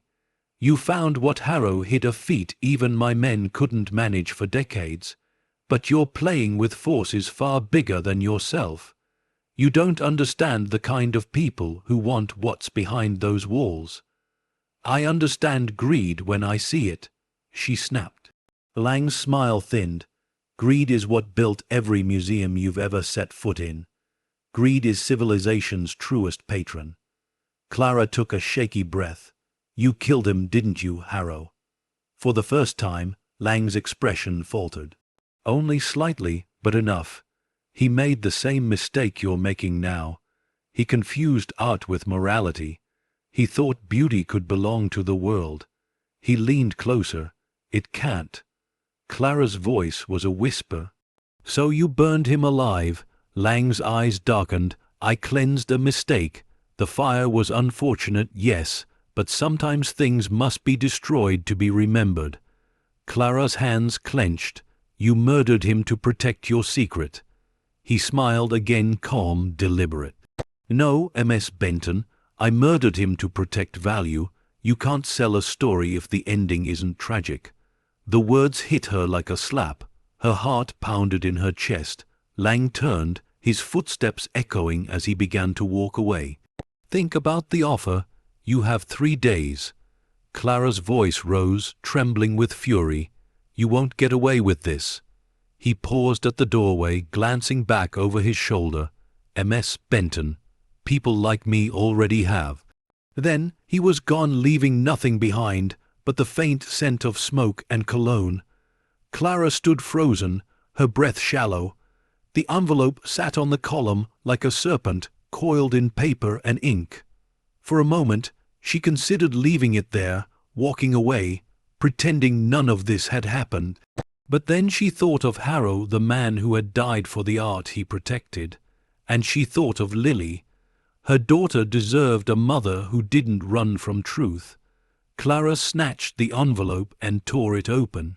Inside were crisp bills, bound with a banker's band, and a smaller envelope within it. She unfolded the paper inside, expecting more threats, but what she found made her stomach twist: a photograph of Lily, playing outside their apartment. Her heart stopped. The message beneath it read, "Don't make me finish what Harrow started." Her hands shook so violently that the photo slipped from her fingers. The edges curled on the wet marble floor. Lang wasn't bargaining. He was warning. Clara backed away slowly, her mind racing. She needed to get Lily somewhere safe now. But even as she turned to leave, she heard it again, that metallic echo. The same sound that had followed her since the first night she entered this place. Only now it wasn't coming from the west wing. It was coming from above. She tilted her flashlight toward the ceiling. Dust drifted down from the rafters, and for a moment she saw movement, a dark figure slipping through the broken skylight. Watching her, her chest tightened. She whispered, "Harrow." The shadow stilled, then vanished into the roof's collapse. For a long moment she stood there, unable to breathe, until a single thought broke through the fear. If Harrow's spirit was still bound to this place, then maybe, just maybe, it was because his story wasn't finished. And neither was hers. As the last echo of footsteps faded into the museum's silence, Clara realized that she wasn't just fighting for a building anymore. She was fighting for the truth itself, and for the light Harrow had died to protect. The sky hung heavy and bruised with the promise of another storm. The air was still, thick with a pressure that made the world feel suspended between heartbeats. Clara drove fast, her hands gripping the wheel until her knuckles turned white. The photograph of Lily, that cursed proof of Lang's reach, lay on the passenger seat, curling slightly at the corners from the damp air that leaked through the cracked window. Every red light felt like a countdown. Every flash of lightning like a warning. She didn't stop until she reached her apartment building. The lights inside were off, the stairwell half dark, and for the first time since buying the museum, fear crawled under her skin like something alive. She pushed the door open. "Lily," her voice cracked in the silence. No answer. The small apartment smelled faintly of oil paint and rain, the familiar comfort of home now twisted into something suffocating. She moved from room to room, heart pounding, until she found her daughter sitting on the floor beside the couch, surrounded by crayons and paper. Lily looked up, smiling. "Hi, Mom. I drew us at the museum." Clara's knees nearly gave out with relief. She sank down beside her, pulling the girl into her arms, holding her too tightly. "Don't scare me like that, baby." Lily laughed, unaware of the danger hovering just outside their small world. "Why are you crying?" "I'm not," Clara whispered, though her voice broke around the lie. She looked at the drawing, two stick figures standing under a tall building, sunlight drawn in gold crayon bursting from the roof. The word "light" scrawled across the top in uneven letters. Clara brushed her thumb over it. "That's beautiful, sweetheart." That night, after putting Lily to bed, she sat in the dark living room, her thoughts circling like vultures. Lang's offer, his threat, the photo, the ghost of Harrow's legacy, and the living danger of Lang's greed. $1 million, freedom, safety. She could walk away, take Lily far from this cursed place, start over. But every time she closed her eyes, she saw Harrow's face, his eyes hollow in that final photograph, his warning etched in ink and fire. He took the light, and beneath it, the words carved into the wall, "Truth burns brighter than fire." Clara whispered into the dark, then let it burn. By morning, her decision was made. She dressed quietly, packed Lily's sketchbook and a few essentials into a backpack, and drove her to her friend Rachel's house on the edge of town. Rachel was one of the few people she trusted, a single mother herself, quiet and kind. "Can you watch her for a few days?" Clara asked, forcing a smile. "Just until I finish some work at the property." Rachel hesitated. "Everything okay?" "Yeah." Clara lied again.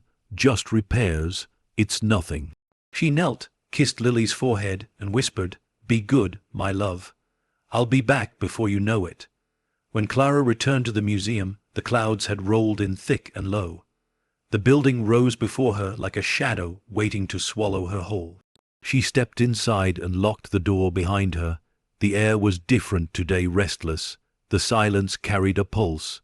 It felt like the building itself was holding its breath, aware of what she had chosen.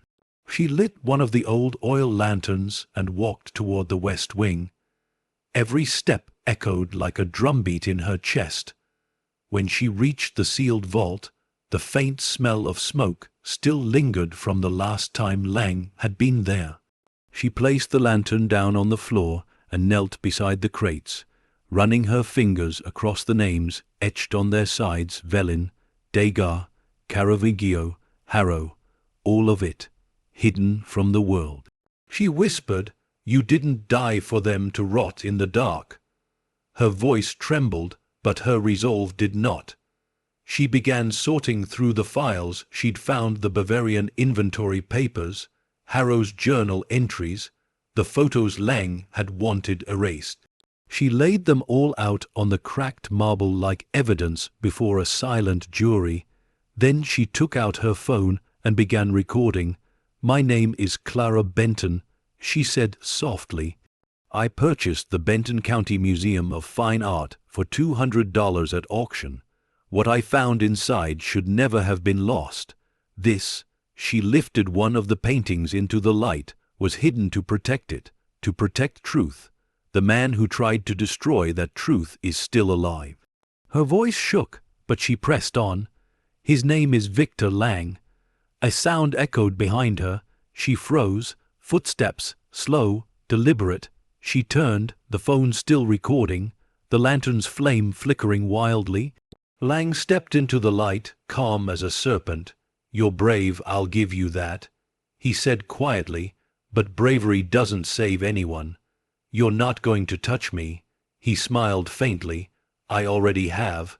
I've touched everything you care about." Clara's grip on the phone tightened. "You don't scare me anymore." "Good," Lang said. "Fear makes people clumsy." He looked around the vault, his eyes glinting as they passed over the art. "You think this is about money? It's not. It's about legacy. History remembers the men who keep beauty, not the ones who give it away." Clara's voice broke, but her gaze didn't falter. "You can't own light." Lang's smile vanished. "No, but I can decide who gets to see it." He reached for one of the lanterns and tipped it slightly. The flame wavered, threatening to spill. "You really want to play Harrow's game again? It didn't end well for him." Clara's hand darted to the nearest crate. She pulled out a small metal tin, one she'd seen earlier, labeled varnish. Her fingers fumbled with the lid until she found what she needed, a slip of folded paper inside, brittle with age. She unfolded it and read the words written in Harrow's handwriting: "If he ever returns, show him the reflection of what he destroyed." Clara looked up. "You think fire hides the truth," she said softly, "but it only makes it brighter." Lang frowned. "What are you?" She turned the lantern toward the nearest canvas, the flame flaring high. The gold leaf caught the light, flooding the chamber with a warm, blinding glow. Lang shielded his eyes, stepping back. And in that light, Harrow's hidden sketches, layers of paint beneath paint, began to reveal themselves. Faces, names, evidence. Every stolen soul buried under Lang's crimes. He froze. For the first time, he looked afraid. Clara whispered, "The truth isn't yours to own anymore." She lifted her phone again. The screen still glowed red, recording every second. Lang's face twisted, rage breaking through the calm mask. "You think anyone will believe you? Clara met his eyes steady. "They'll see what you see right now, and they'll know." He lunged forward, but Clara swung the lantern between them, the glass shattering. Fire licked across the varnished floor, golden and alive, feeding on air and oil. The flames roared upward, swallowing the darkness, devouring the lies. Lang stumbled back, shouting. Clara ran, through the smoke, through the heat, through the ghosts that whispered Harrow's name. The fire followed her like a second heartbeat, hungry and pure. She burst into the grand hall, coughing, eyes stinging, her phone clutched tight in her hand. Behind her, the West Wing burned not in destruction, but in revelation. As she stumbled into the night, rain began to fall again, hissing against the flames. The fire refused to die quietly. It wanted to be seen. And as the sirens wailed in the distance, Clara turned once more toward the burning museum. For the first time, she didn't feel fear. She felt light. Some walls hide secrets. Others reveal them when the world is ready. And in that moment, as the fire painted the sky gold, Clara Benton knew Harrow's story was no longer buried. It was alive again. The morning after the fire felt like waking up from a war. Ash still floated in the air over Benton Valley, pale, weightless ghosts that caught in the sunlight like snow. Smoke clung to Clara's clothes, her hair, her lungs. Her voice was raw, her eyes red from the hours spent watching the West Wing burn until dawn finally chased the flames away. The museum was blackened but still standing. The marble bones had survived, the roof half collapsed, but the main structure defiant, unyielding, just like the man who had built it. Just like Harrow. Clara stood behind the police tape, a blanket around her shoulders, as firefighters stomped through the ruins. Reporters were already circling, their voices sharp and hungry. Local woman uncovers hidden vault. Priceless art believed stolen during World War II. Authorities investigating connection to missing curator Julian Harrow. The words buzzed around her like hornets. None of them understood. They saw scandal, fame, mystery. She saw sacrifice. Detective Warren, a broad-shouldered man with gray in his beard, approached her. "MS Benton," she looked up, voice hoarse. "Yes, we're still assessing the damage. You're lucky to be alive." Clara nodded faintly. "Was anyone else found inside?" He shook his head. "No bodies, no sign of anyone else at all." She exhaled shakily. She wasn't sure if that was relief or dread. The detective's gaze lingered on her soot-streaked hands. "We found your phone among the debris. It's a miracle it wasn't destroyed." He handed it to her in a clear evidence bag. "You recorded something last night." Clara swallowed hard. "Yes, everything." "Then you might have just solved one of the oldest cold cases in this county." Warren said quietly. "Whoever this Victor Lang is, he's going to wish he'd stayed dead." She watched as the detective walked away, leaving her alone at the edge of the ruins. The phone weighed heavy in her hands. It held proof not just of the art, but of Lang's confession, his threats, his fear when the light revealed his crimes. The truth had survived the flames. Hours later, when the crowds were gone and only the low hum of cleanup crews remained, Clara slipped under the tape and stepped inside the blackened shell of the museum. The air was heavy with the scent of wet ash and smoke. Charred beams leaned like broken ribs. Pools of water reflected fractured pieces of ceiling and light. Every step echoed through what had once been the West Wing, now a cavern of ruin. Yet beneath the destruction, something shimmered faintly. She knelt, brushing away a layer of soot. The marble floor glinted gold inlay, once hidden under decades of grime. The design spread outward in a circle, a compass, etched with Latin words barely visible through the ash. Lux Perditus light, once lost. A tear slipped down her cheek. "You hid your heart right here, didn't you, Harrow?" The West Wing had been his vault, his secret, but also his confession. She moved deeper, past collapsed shelves and burned canvases.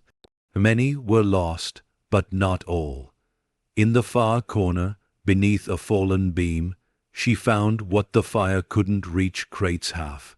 Buried, their metal latches scorched but intact. Clara pulled at one until the lid creaked open. Inside, wrapped in oilcloth, lay a painting untouched by flame. The colors were vibrant, impossibly so. A young woman stood in a sunlit field, her face turned toward the horizon.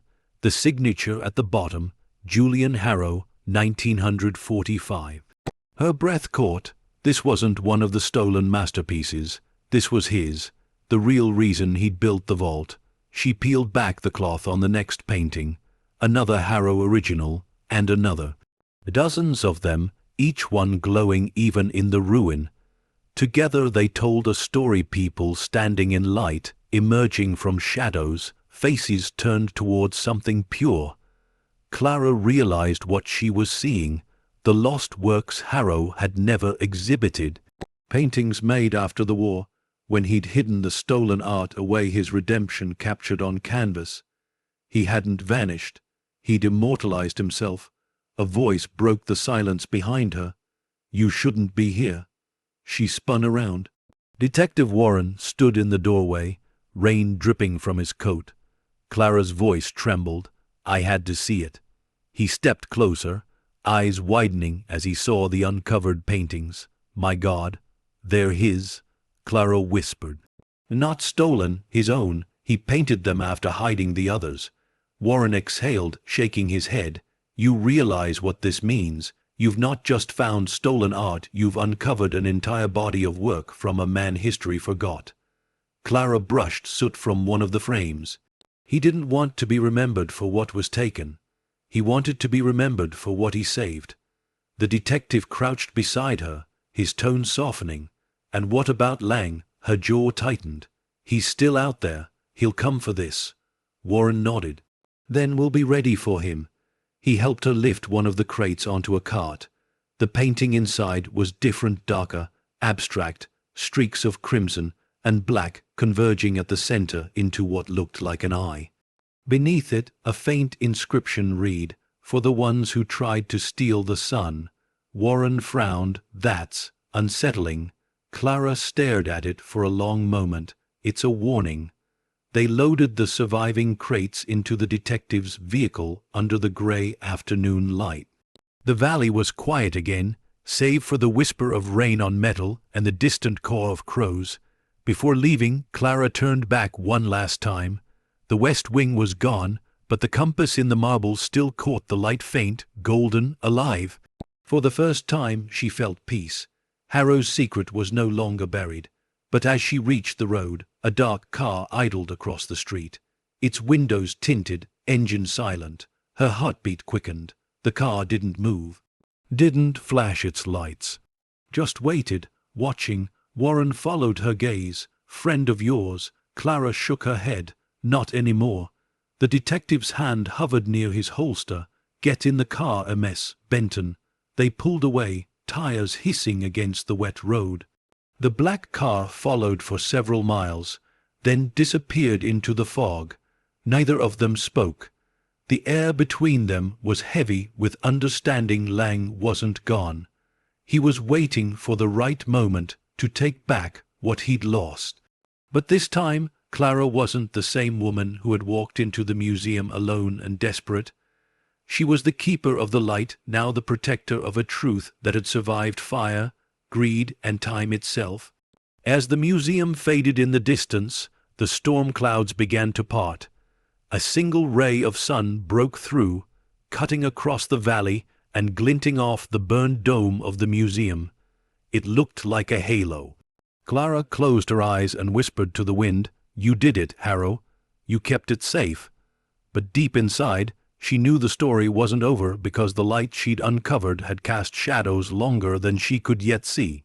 The next morning arrived muted and pale, the kind of grey that made the whole world feel paused. Clara woke in a borrowed bed at the county safe house, the smell of smoke still lingering faintly in her hair.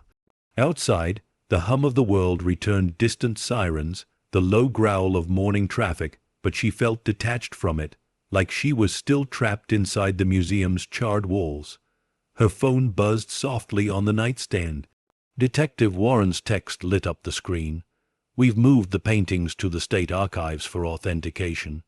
You should see this." For a moment, Clara just stared at the message, hesitant. The thought of seeing those paintings again, Harrow's work, his story, filled her with both longing and dread, but something deeper pushed her to go. She needed to make sure they were safe, that the fire hadn't been for nothing.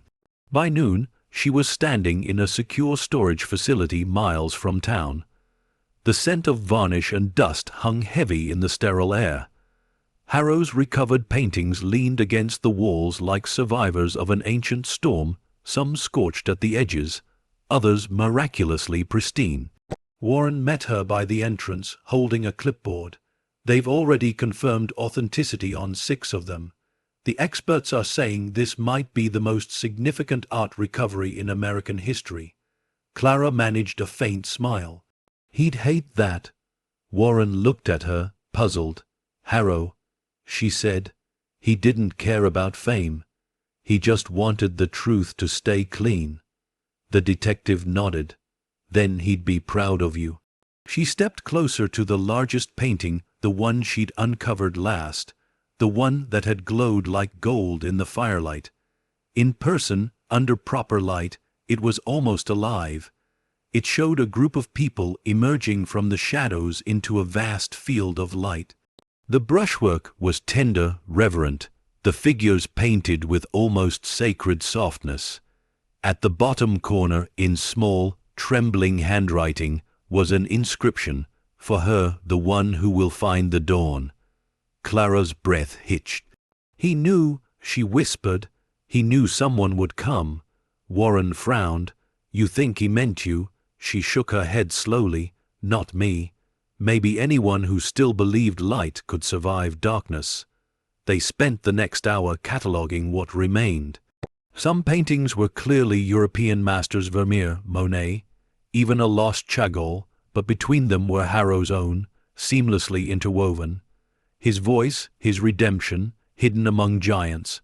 Then one of the archivists called out, "Detective, there's something inside this crate." Clara and Warren rushed over. The man pried open the box carefully. Inside was a stack of letters tied with faded blue ribbon. The top one bore a wax seal, the same crest that had been stamped on Harrow's old journal. Clara's heart began to race. Warren glanced at her. "You should open it." Her fingers shook as she untied the ribbon. The paper was yellowed, brittle, but the ink still bold. She read aloud, voice trembling, "To whoever uncovers this place, the truth was not meant to be hidden forever. I sealed the light not out of fear, but to protect it from those who worship gold instead of beauty. If you are reading this, it means the fire has burned away my mistakes. Let them see. Let them all see." She paused, emotion tightening her throat. "Beauty is never owned. It only passes through us like light through glass. Do not let them sell it. Do not let them claim it. Make it free again." Clara lowered the letter, her vision blurred with tears. "He was talking to us." Warren's voice softened. "Then I suppose we have our orders." She smiled faintly. "Not orders. A calling." Before they could say more, the facility's phone rang. Warren stepped aside to answer, his tone shifting from calm to sharp in seconds. "What do you mean, missing? Which ones?" Clara froze. He hung up slowly, eyes grim. "2 paintings, gone, taken before dawn." The security feeds blank wiped. Her pulse quickened. "Lang?" The detective nodded. "It fits." "He's still moving."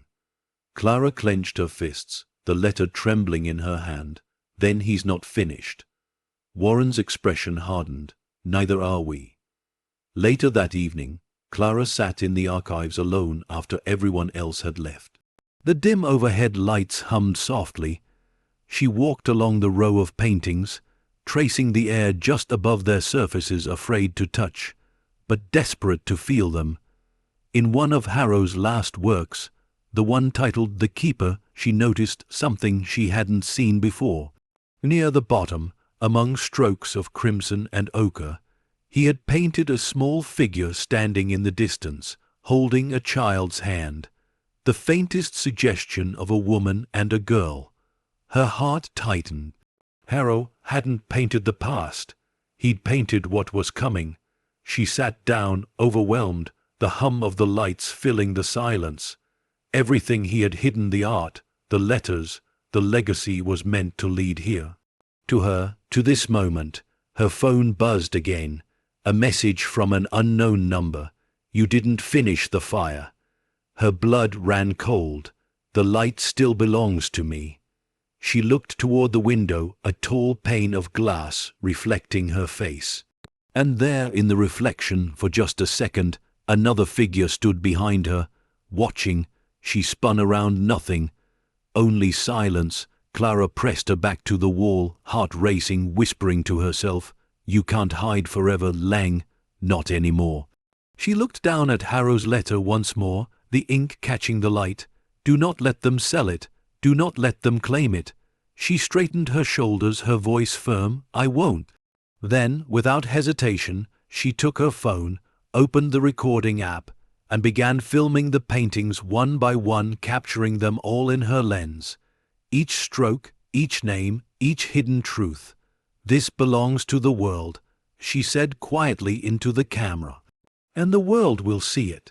Outside, the rain began again, soft at first, then steady, drumming against the windows like the heartbeat of something awakening. The light glowed off the canvas edges, soft and golden. And as the storm built once more, Clara Benton understood what Harrow had meant all along. Sometimes light doesn't wait to be found. Sometimes it demands to be seen. Night came early, cloaked in heavy clouds that smothered the last traces of sun. The museum ruins loomed like a scar against the horizon, silent, scorched, and still breathing secrets. Clara had promised herself she wouldn't come back. She'd told Warren she would stay away until the investigation was complete. But as the hours passed, her unease had grown into something unbearable. The black car she'd seen near the archives hadn't been a coincidence. Lang was moving again, and the 2 stolen paintings weren't the end of it. She knew how this story worked. The men who worshipped power didn't stop until they owned every last remnant of beauty, and she wasn't going to let that happen. The roads were slick with rain as she drove through the sleeping town, headlights slicing through the fog. The world outside her windshield felt detached, unreal, a painting itself, smeared with silver and shadow. She gripped the wheel tighter, her reflection pale and determined in the glass. When she reached the gates, the padlock was gone. Her chest tightened. She stepped out of the car, the wind cutting cold against her skin, and pushed the gates open. They groaned in protest, scraping the gravel like a warning. The courtyard beyond was littered with debris, charred wood, shards of glass, remnants of the fire that had nearly consumed everything. And then she saw it, a flicker of light inside the west wing. Someone was there. She moved silently through the remains of the grand hall, boots crunching on scattered plaster. The faint glow came from beyond the archway where the sealed vault had once stood. Her heart pounded as she stepped closer, keeping to the shadows. Voices, 2 of them. She recognized one instantly, Lang's smooth, calculated tone. The other was lower, unfamiliar, cautious. "Are you sure this is it?" the stranger asked. Lang's reply was a hiss. "I don't pay for doubts, Mr. Gray. I pay for results. The rest of the collection survived the fire. It has to be here, hidden beneath the floor, just like the journal said." Clara's pulse thudded in her ears. They were looking for what she hadn't yet found, the remainder of Collection E. She crouched behind a fallen column, peering into the half-collapsed vault.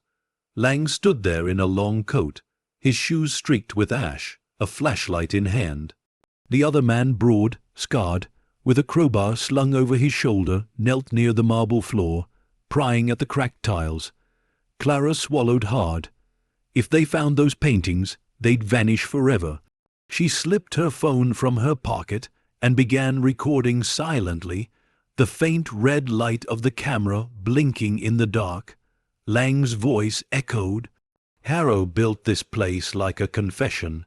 The man hid everything behind faith and poetry, light and truth, and all that nonsense. But it always comes down to one thing: control.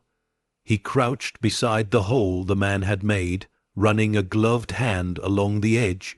"Do you smell that? Oil paint. He hid them right under our feet." The other man pried another tile loose, and beneath it, something gleamed faintly metal. Lang smiled. "There it is." Clara's stomach dropped. She took a careful step back, trying not to make a sound, but her boot scraped against debris, a sharp, unmistakable crack. Lang's head snapped up. "Who's there?" Clara froze, every muscle in her body screaming to move but refusing to obey. The flashlight beam cut across the rubble, slicing through dust and shadow until it landed on her face. Lang's smile returned, slow, delighted, cruel. "Ms. Benton," he said softly, "I was wondering when the ghost would come back." The man beside him straightened, cracking his knuckles. "You want me to?" Lang raised a hand. "No, she's useful." He turned the beam toward her. "You burned my museum, Clara. You turned my masterpiece into ash. You should be proud the world's talking about you, the savior of lost art." He spat the words like poison. "But heroes are only useful when they die at the right moment."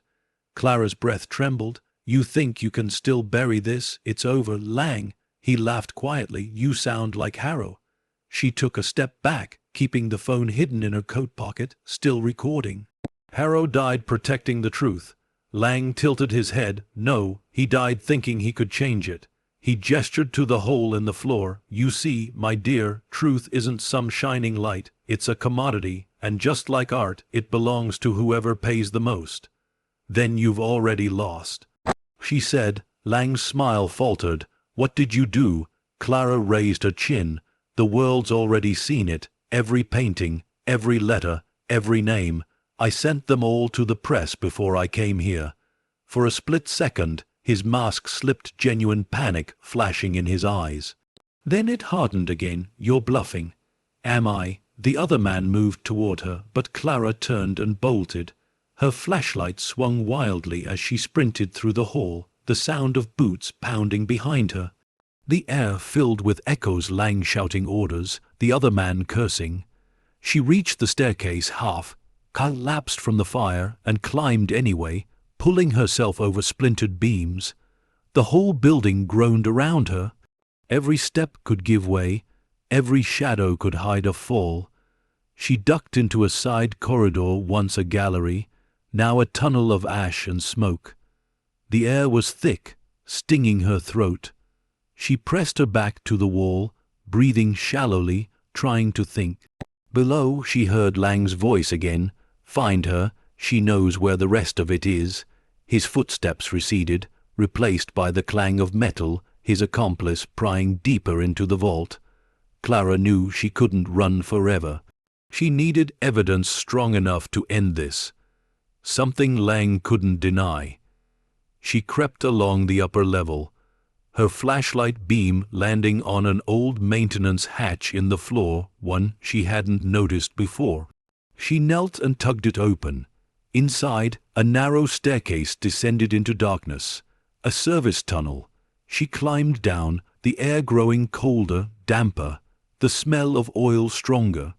At the bottom, her light flickered across a corridor lined with crates older than the rest, their wood darkened with age. She brushed dust from one and read the words faintly etched into the surface. "Collection E Vault B." Her heart stopped. The second vault. Harrow hadn't hidden just one chamber. He'd built two. She shone the light further. The corridor stretched on into blackness, the faint glint of metal ceiling doors at the end. Above her, faint thuds echoed through the floor, Lang's men searching, unaware that what they sought lay directly beneath their feet. Clara whispered, "You really did it, Harrow. You saved it all." She pulled her phone out again, zooming in on the markings, recording everything. But before she could move further, a voice drifted through the vent above her, low, furious. "Check the lower tunnels." Her blood ran cold. Lang knew. The beam of a flashlight pierced through the vent above, sweeping the corridor in erratic lines. Clara ducked behind the nearest crate, pressing herself into the shadows. Footsteps echoed down the metal stairs, heavy and quick. The creak of boots, the scrape of metal.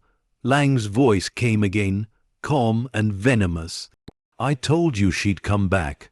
She always does. The difference is, this time she won't leave."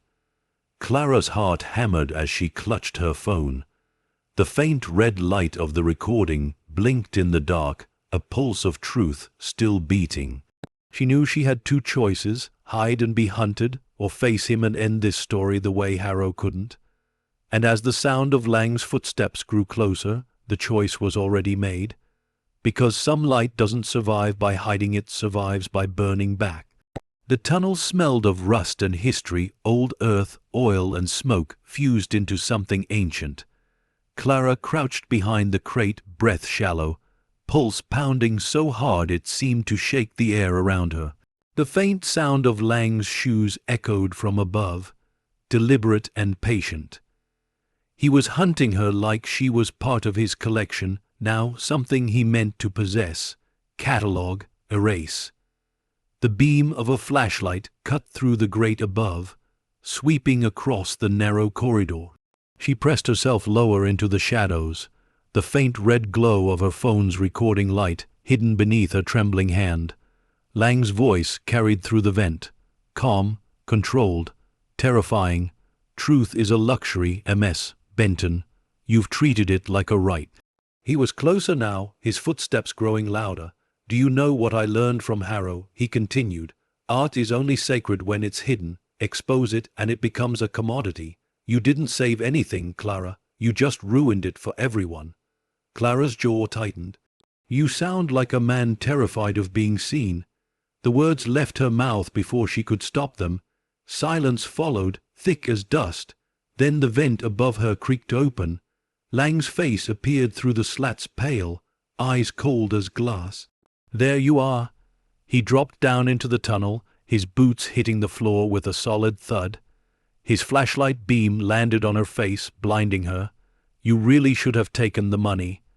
Clara rose slowly, forcing herself to stand tall despite the fear clawing through her chest. "You think this is about money?" Lang tilted his head, stepping closer. "It's always about money. Even Harrow understood that, eventually." "No," she said quietly. "He understood that greed makes people small." The smile that spread across Lang's lips was almost pitying. "And what do you think truth makes people, MS Benton? Dangerous." He laughed softly. "You're not dangerous. You're a mother who wandered too far into a story she didn't understand." He raised his gun. For a moment, everything froze: the beam of his light, the tremor in her breath, the echo of rain leaking through cracks above them. Clara's hand drifted to her pocket, closing around the phone still recording. Lang cocked the hammer. "You don't deserve to hold what I've built." But before he could pull the trigger, a sharp crash thundered from behind him. The tunnel wall exploded inward, metal groaning, dust filling the air. Lang turned sharply, coughing, his flashlight beam flickering. Elliot's voice cut through the smoke. "You're the one who doesn't belong here." Clara's heart nearly broke with relief. "Elliot!" He swung a crowbar, knocking the gun from Lang's hand. The metal clattered across the floor. Lang snarled, lunging toward him, but Elliot was faster, shoving him back against the wall. The two men grappled, their grunts echoing off the narrow corridor. "Go," Elliot shouted. "Find the others, the crates, the proof." Clara turned, sprinting deeper into the tunnel. The flashlight beam behind her danced wildly as Lang fought to regain control. She stumbled over broken tiles and pipes, her breath ragged. The tunnel opened into a wide chamber lined with more crates, hundreds of them, stacked high, their surfaces marked with faint Nazi insignias and the familiar script, Collection E. It took her a moment to understand what she was seeing. This wasn't a small cache. This was the full collection, the art world's lost heart, preserved beneath decades of silence. She stepped forward, her flashlight shaking as she traced the outlines of sculptures and canvas edges beneath the dust. Even now, through grime and shadow, beauty glowed vivid, immortal. Then a sound tore through her, or a gunshot. Her scream echoed through the vault. She ran back toward the corridor, slipping on the wet floor. The air filled with the acrid bite of gunpowder. Elliot, she reached the passage just as Lang staggered into view, clutching his shoulder, blood dark against his coat. His gun glinted again in his other hand. "You just don't quit, do you?" he snarled. Clara's gaze darted behind him. Elliot lay slumped near the wall, motionless. Something inside her snapped. "You killed him," Lang sneered. "Collateral." He raised the gun again, but Clara darted to the side, ducking behind one of the support beams. The shot echoed like thunder, sparks flying as the bullet ricocheted off metal. She lunged forward, grabbing a broken pipe from the floor, swinging it with every ounce of strength left in her. It struck Lang's wrist, the gun flying from his hand and skittering across the floor into the shadows. Lang cursed, grabbing her by the arm. "You think you're saving the world. You're not. You're just another thief like Harrow." Clara's voice rose, fierce and shaking. "Then I'll steal it back." She shoved him hard, sending him stumbling backward into one of the open crates. The edge splintered under his weight, the old wood collapsing. He fell, crashing through the debris and slamming into the floor beneath. The gun lay between them, gleaming faintly in the dim light. They both reached for it. Lang's hand got there first, but before he could raise it, a deafening groan rumbled through the ceiling. The tunnel above them began to crack. Water dripped faster, then poured. The entire underground chamber trembled, weakened by fire, time, and violence. Lang looked up, his face lit by sudden understanding and fear. The ceiling gave way. Clara dove back, covering her head as stone and timber collapsed. The world roared with noise and dust. When it settled, the air was thick and silent again. She coughed, pushing herself upright. The section of tunnel where Lang had stood was gone, buried beneath tons of debris. The gun was gone too. For a long moment she just knelt there, shaking, tears cutting clean paths through the soot on her face. The silence felt endless, broken only by the drip of water and the faint hiss of settling rubble. Then she heard it, a voice, weak but alive. "Clara." She turned. Elliot was sitting up, bleeding but conscious. Relief hit her like a wave. She stumbled to him, kneeling beside him. "You're okay, you're okay." He smiled faintly, wincing. "Remind me never to pick fights with art dealers again." She laughed through the tears, gripping his hand. "You saved me." "No," he said quietly, "you saved the truth." She looked around them, the vaults, the paintings, the remnants of a history preserved in darkness, and for the first time she realized what Harrow had meant. Truth wasn't just light, it was survival. Sirens wailed faintly in the distance, growing louder. Warren must have followed her trail. Clara helped Elliot to his feet. Together, they limped through the tunnel toward the stairwell. The air above them was filled with the scent of rain again, fresh, clean, forgiving. When they reached the surface, the horizon was beginning to glow. Dawn. The museum stood behind them, broken but beautiful in the soft light. Smoke curled from its ruins, but through the cracks of its shattered dome, sunlight poured like gold, illuminating everything. Clara turned, whispering to the wind, "It's over, Harrow. The truth's free now." Elliot squeezed her hand. "You think anyone will believe it?" Clara looked toward the rising sun. "They don't have to, they'll see it." The sirens grew closer, the light grew brighter. And beneath the earth, under the collapsed vaults and the rubble of greed, Julian Harrow's legacy slept again, not hidden this time, but immortal. As the first morning rays broke across the valley, Clara Benton stood in the ashes of a lie and watched the truth finally rise, pure and alive, burning brighter than fire. Dawn washed the valley in gold and gray, soft and uncertain, the kind of light that feels like forgiveness. The rain had stopped, leaving the air crisp and clear, heavy with the scent of wet earth and smoke. The museum's skeletal frame glowed in the distance, its broken windows glittering like shards of a fallen crown. Clara stood by the fence line, a blanket around her shoulders, watching as investigators combed through the wreckage. It had been 2 days since the collapse, 2 days since Lang vanished beneath the earth, and the vaults gave up their secrets. The fire was long gone, but its ghost still hung over everything, in the smell, the silence, the hollow beauty of what remained. She hadn't slept more than a few hours. Every time she closed her eyes, she saw flashes of it, all the flicker of the lantern, the vault bursting open, Harrow's art glowing in the firelight like scripture, and then the noise, the crash, the choking dust, Lang's scream swallowed by stone. She didn't know if he was dead. Maybe part of her didn't want to know. Elliot sat on the hood of his truck a few feet away, arm wrapped in a sling, his face pale but calm. The medics said he was lucky 1 inch deeper, and the bullet would have pierced his lung. Now he just watched the horizon, quiet, as if the sky itself might offer him some meaning. Warren approached from the ruins, his coat dusted in soot. "Morning, MS. Benton." Clara turned, pulling the blanket tighter. "Any news?" He shook his head. "We found more crates, hundreds, all intact. The art historians from D.C. are on their way, but there's something else."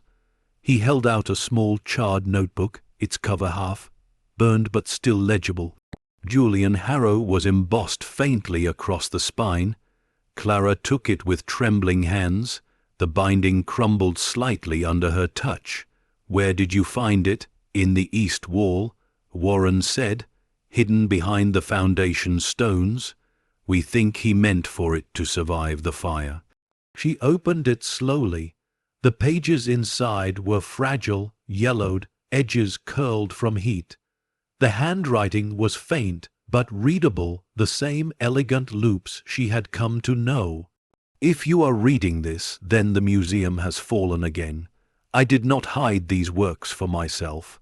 I hid them because beauty deserves witnesses, not owners." Her eyes blurred with tears as she continued. "I have watched greed devour truth my entire life. If one day someone uncovers this place, I ask only this: show the world not what was lost, but what was saved." Clara closed the journal, holding it against her chest. "He knew this would happen," she whispered. Warren nodded. He understood people better than any of us. A faint smile ghosted her lips. He believed in light more than people. Elliot approached quietly, wincing as he moved. "The press is everywhere," he said. "They're calling you a hero." Clara scoffed softly. "Heroes don't burn down history." "You didn't burn it down," Elliot said. "You revealed it." Warren cleared his throat. "Speaking of revelation, the state's arranging a press conference.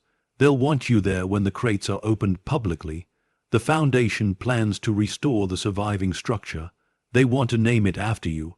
Clara's head snapped up. "No." Warren blinked. "No. It's not mine," she said firmly. "It never was. Call it what it is, the Harrow Collection. He's the reason any of it survived." The detective studied her for a long moment, then nodded slowly. "You're a rare kind of woman, MS. Benton." "No," she said softly, "just someone who finally listened." As Warren walked away, Elliot looked at her, the faintest glimmer of a smile breaking through his exhaustion. "You did more than listen. You finished what he started." Clara gazed back at the ruins, the way the light bent through the cracks in the walls. "No," she murmured, "the truth finished itself." Later that afternoon, she returned to the archive where the paintings had been moved. The room was cold, sterile, filled with the hum of dehumidifiers and the faint scent of varnish. Technicians worked quietly, cataloging, photographing, preserving. When she entered, the chatter softened. One of the curators, a kind-faced woman with ink-stained fingers, approached her, holding a clipboard. "We've confirmed something extraordinary," she said. "There are at least 30 original Harrow paintings here, never before documented. They're unlike anything from his earlier work, brighter, freer, like a man painting himself back to life." Clara smiled faintly. "That's exactly what he did." The curator tilted her head. "And there's more. We found layers of paint beneath some of the canvases, hidden sketches, messages, even names." "Names? Yes," the curator said softly. "Of the people the stolen art belonged to, the families he wanted to honor." Clara's breath caught. "He turned their pain into light." "Exactly," the woman said. "He didn't just hide the art, he redeemed it." Clara moved through the aisles slowly, her fingertips tracing the air near each frame. Harrow's work surrounded her like a wisp of faces emerging from darkness, hands reaching toward unseen light, brushstrokes alive with motion. It was as if the paintings themselves were breathing again, freed from the weight of secrets. She paused before one piece, a small, unfinished portrait. The woman in it looked eerily familiar, soft eyes, tired smile, at the bottom faint words read, "She will finish the story." Her throat tightened. She whispered, "Thank you." A soft sound broke the silence, footsteps approaching.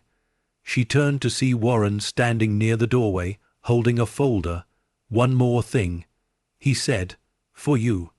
Inside was a legal document, transfer of ownership. The Harrow Collection custodianship. Clara Benton.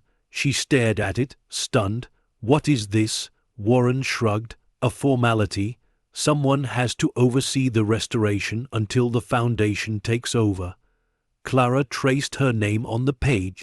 The ink shimmered faintly in the light. "It's poetic," he added. "The woman who bought a fallen museum for $200 ends up guarding $250 billion in art." She smiled faintly, a tear slipping down her cheek. "Poetic or ironic? Maybe both." She folded the paper gently, her voice soft. "I'll guard it, but not for me." "For him?" Warren asked. She shook her head. "For them. For everyone who needs to remember what light looks like." Outside, the sun had begun to set, that deep amber hour where shadows stretch long, and everything turns to gold. Clara stood by the window, watching the light fall across the restored canvases, each one catching fire with color. The world would soon learn the truth about what had been hidden: the paintings, the redemption, the man who defied greed. And when they did, they'd see not a scandal, but salvation. Clara whispered to the fading sun, "You can rest now, Julian.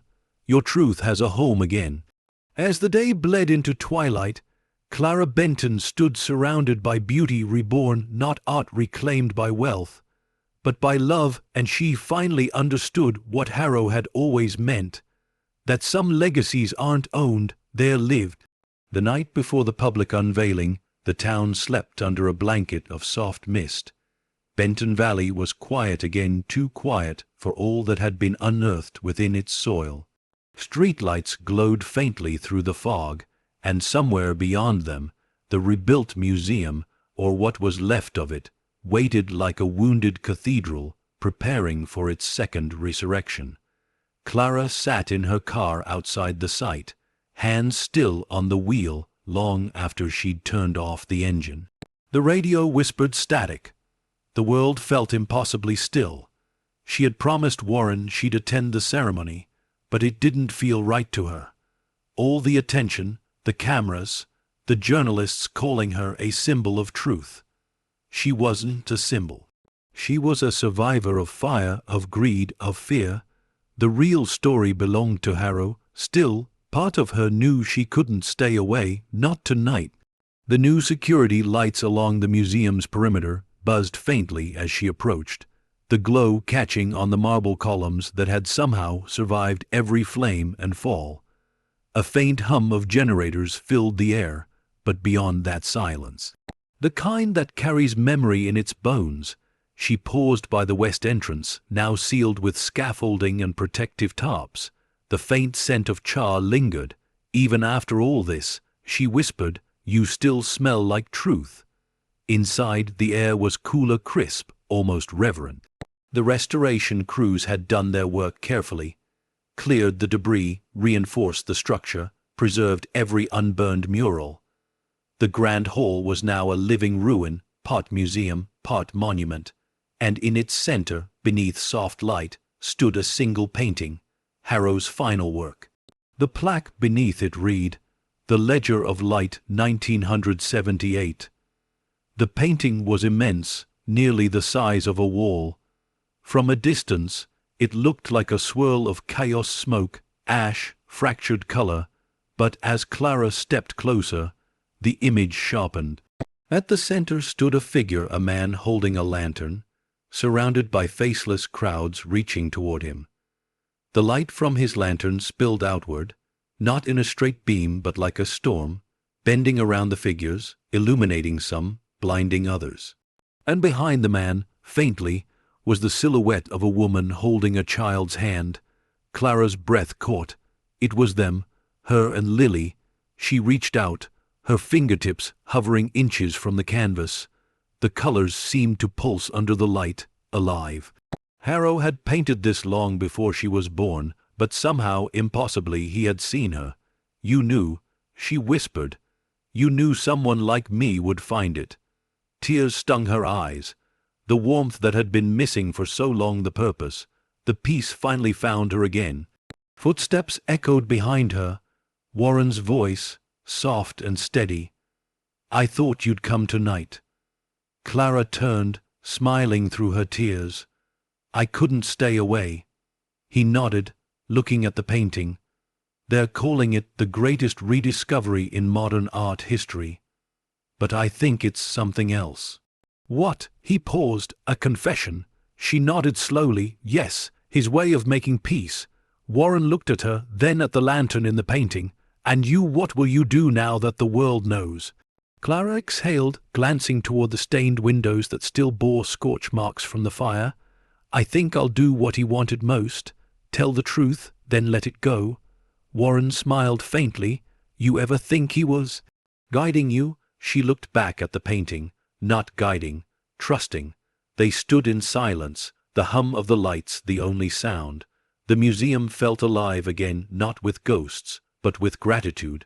Then, softly, Warren said, "Lang's men." "They found him." Clara froze. "Where?"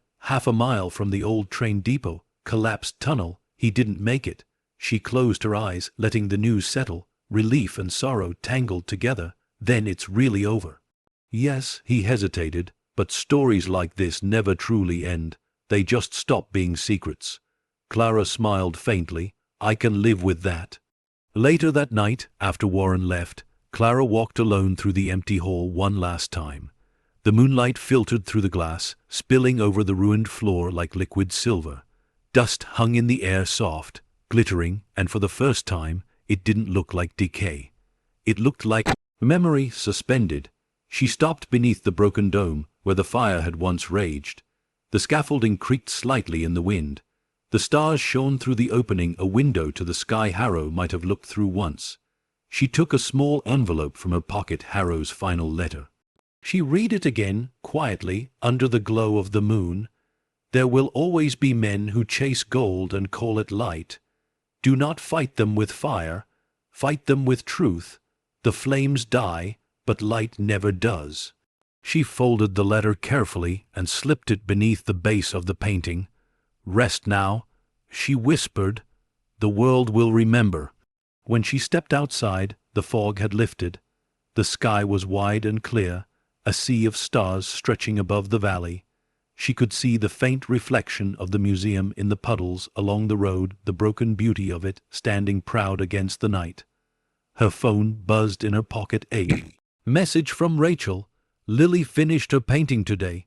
She says it's for you." Clara smiled. wiping her tears. Of course she did. She looked once more at the museum, at the soft glow of light spilling from its windows. It looked alive again, not as it was, but as it was meant to be, imperfect, scarred, enduring. The past had burned, yes, but from its ashes something far brighter had risen. She whispered into the cool night, her voice steady now. "We did it, Harrow. The light's free." And somewhere deep within the ruins in the marble, the gold inlay, the quiet hum of art reborn, the echoes seemed to answer. Not in words, not in sound, just light. And as dawn began to edge the horizon, Clara Benton walked away from the museum not as its savior, but as its witness, carrying forward the truth that beauty's greatest purpose is not to be owned, but to be shared. The day of the reopening dawned clear and golden, the kind of morning that feels like a promise kept. The town square was alive with voices again, a hum of laughter and anticipation that echoed off the old brick buildings. After months of dust, silence, and sorrow, Benton Valley finally breathed in light. Clara stood at the edge of the crowd, hands folded in front of her, watching as the banners fluttered gently in the breeze. The Benton Harrow Museum of Light grand opening. The name looked surreal, printed in gold against white silk. She'd argued against having her name included, but the foundation insisted. You didn't just find it, Warren had told her. You kept it alive. Still, she knew the truth. She was just the bridge between past and future. The real soul of the museum belonged to Harrow and to the art that had survived him. The newly restored building stood before her, transformed but familiar. The ruined dome had been replaced with a skylight, its glide catching the morning sun and scattering it into ribbons of color across the marble steps. The scars of the fire hadn't been erased, they'd been preserved. Charred pillars, cracked walls, faint burn marks left untouched like fingerprints of history. People called it the Living Museum, a place where destruction and beauty coexisted in plain sight. Clara felt Lily's small hand slip into hers. "Mom," the girl said softly, eyes wide, "it looks like the sun lives inside it." Clara smiled, tears pricking at her eyes. "Maybe it does." The mayor stepped up to the microphone on the steps, his voice carrying over the murmuring crowd. "Today, we don't just reopen a museum, we reopen a chapter of truth that was almost lost. We honor Dr.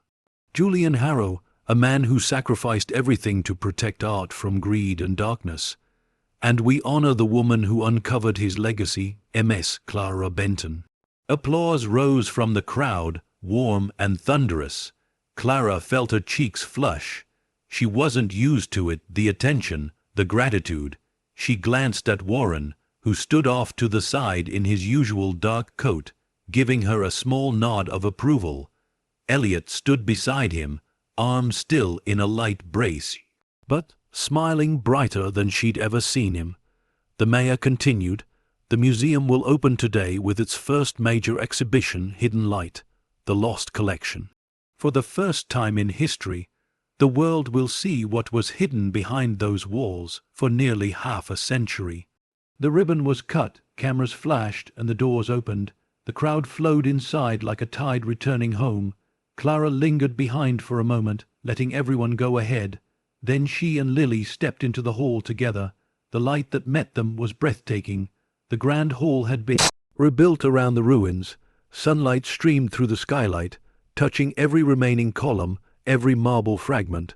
The walls were lined with Harrow's paintings, the Ledger of Light, the Keeper, the Witness, and dozens of others that had once been sealed in darkness. Beneath each painting was a small brass plaque, not a price, not a collector's name, just a line, "Belongs to the world." Lily tugged her hand. "Mom, look." Across the far wall, beneath an arched window, hung Harrow's final recovered work, a portrait of a woman and child bathed in soft light, faces turned upward as if seeing something divine. Clara's breath hitched. "That one?" "It's us," Lily said with a smile, unaware of the miracle in her words. Clara nodded slowly, tears welling in her eyes. "Yes, baby, it's us." A gentle voice came from behind them. "He painted what he hoped would come after him." She turned. It was the curator, the same woman who had first shown her the hidden sketches. Julian Harrow believed that truth has to pass through ordinary hands before it becomes eternal. Clara whispered, "Then he believed in people like me." The curator smiled. He believed in light finding its way home. Clara turned back to the painting. She could almost feel him there, Harrow, in the air around her, in the glow that filled the room, not as a ghost, but as a presence woven into every brushstroke, every color. Music began to play softly through the hall, a slow, orchestral melody written by a local composer who had been inspired by Harrow's journal. It filled the space like water, rippling across the marble and through the crowd. For a moment, everyone went quiet. They didn't speak. They didn't need to. They just felt. Clara looked down at Lily, who stood in awe beneath the skylight. Her hair lit gold by the sun. "Do you know why he built this place?" Clara asked softly. Lily shook her head. "So people could see what love looks like when it's made visible." Clara said, "That's what art really is." The little girl squeezed her hand. "Then you finished what he started." Clara knelt, her voice trembling. "No, sweetheart, we did." A single sunbeam broke through the glass above, landing perfectly across the center of the hall, catching on the paint, the glass, the dust. Every color came alive at once, reds and blues and golds burning together in perfect harmony. It felt as if the building itself had exhaled. Elliot approached quietly from behind. "Guess it's official," he said, smiling. "You saved a museum." Clara laughed through her tears. "No, I saved a story." He looked around at the glowing hall, his voice soft, "And the world finally gets to hear it." Outside, church bells rang in the distance. The sound rolled through the town, blending with the laughter and music spilling from the museum doors. For the first time in decades, Benton Valley wasn't a place people drove past, it was a place they came to see. Clara walked through the gallery, with Lily at her side, the voices of the crowd echoing gently through the high ceilings. She paused by each piece, reading Harrow's inscriptions aloud, small fragments of his thoughts that now belonged to everyone. Art is not kept.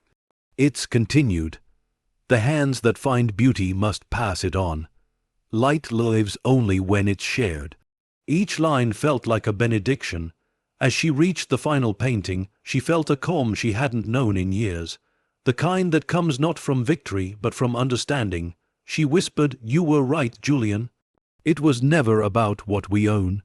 It was about what we protect." Lily slipped her hand into hers again. "Can we stay till the lights go out?" Clara smiled, brushing her daughter's hair from her eyes. "We'll stay till the light tells us to go."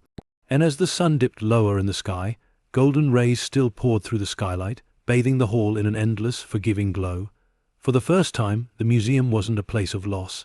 It was a promise, a living proof that light, once freed, never truly fades. Evening fell gently over Benton Valley, painting the horizon in amber and violet hues.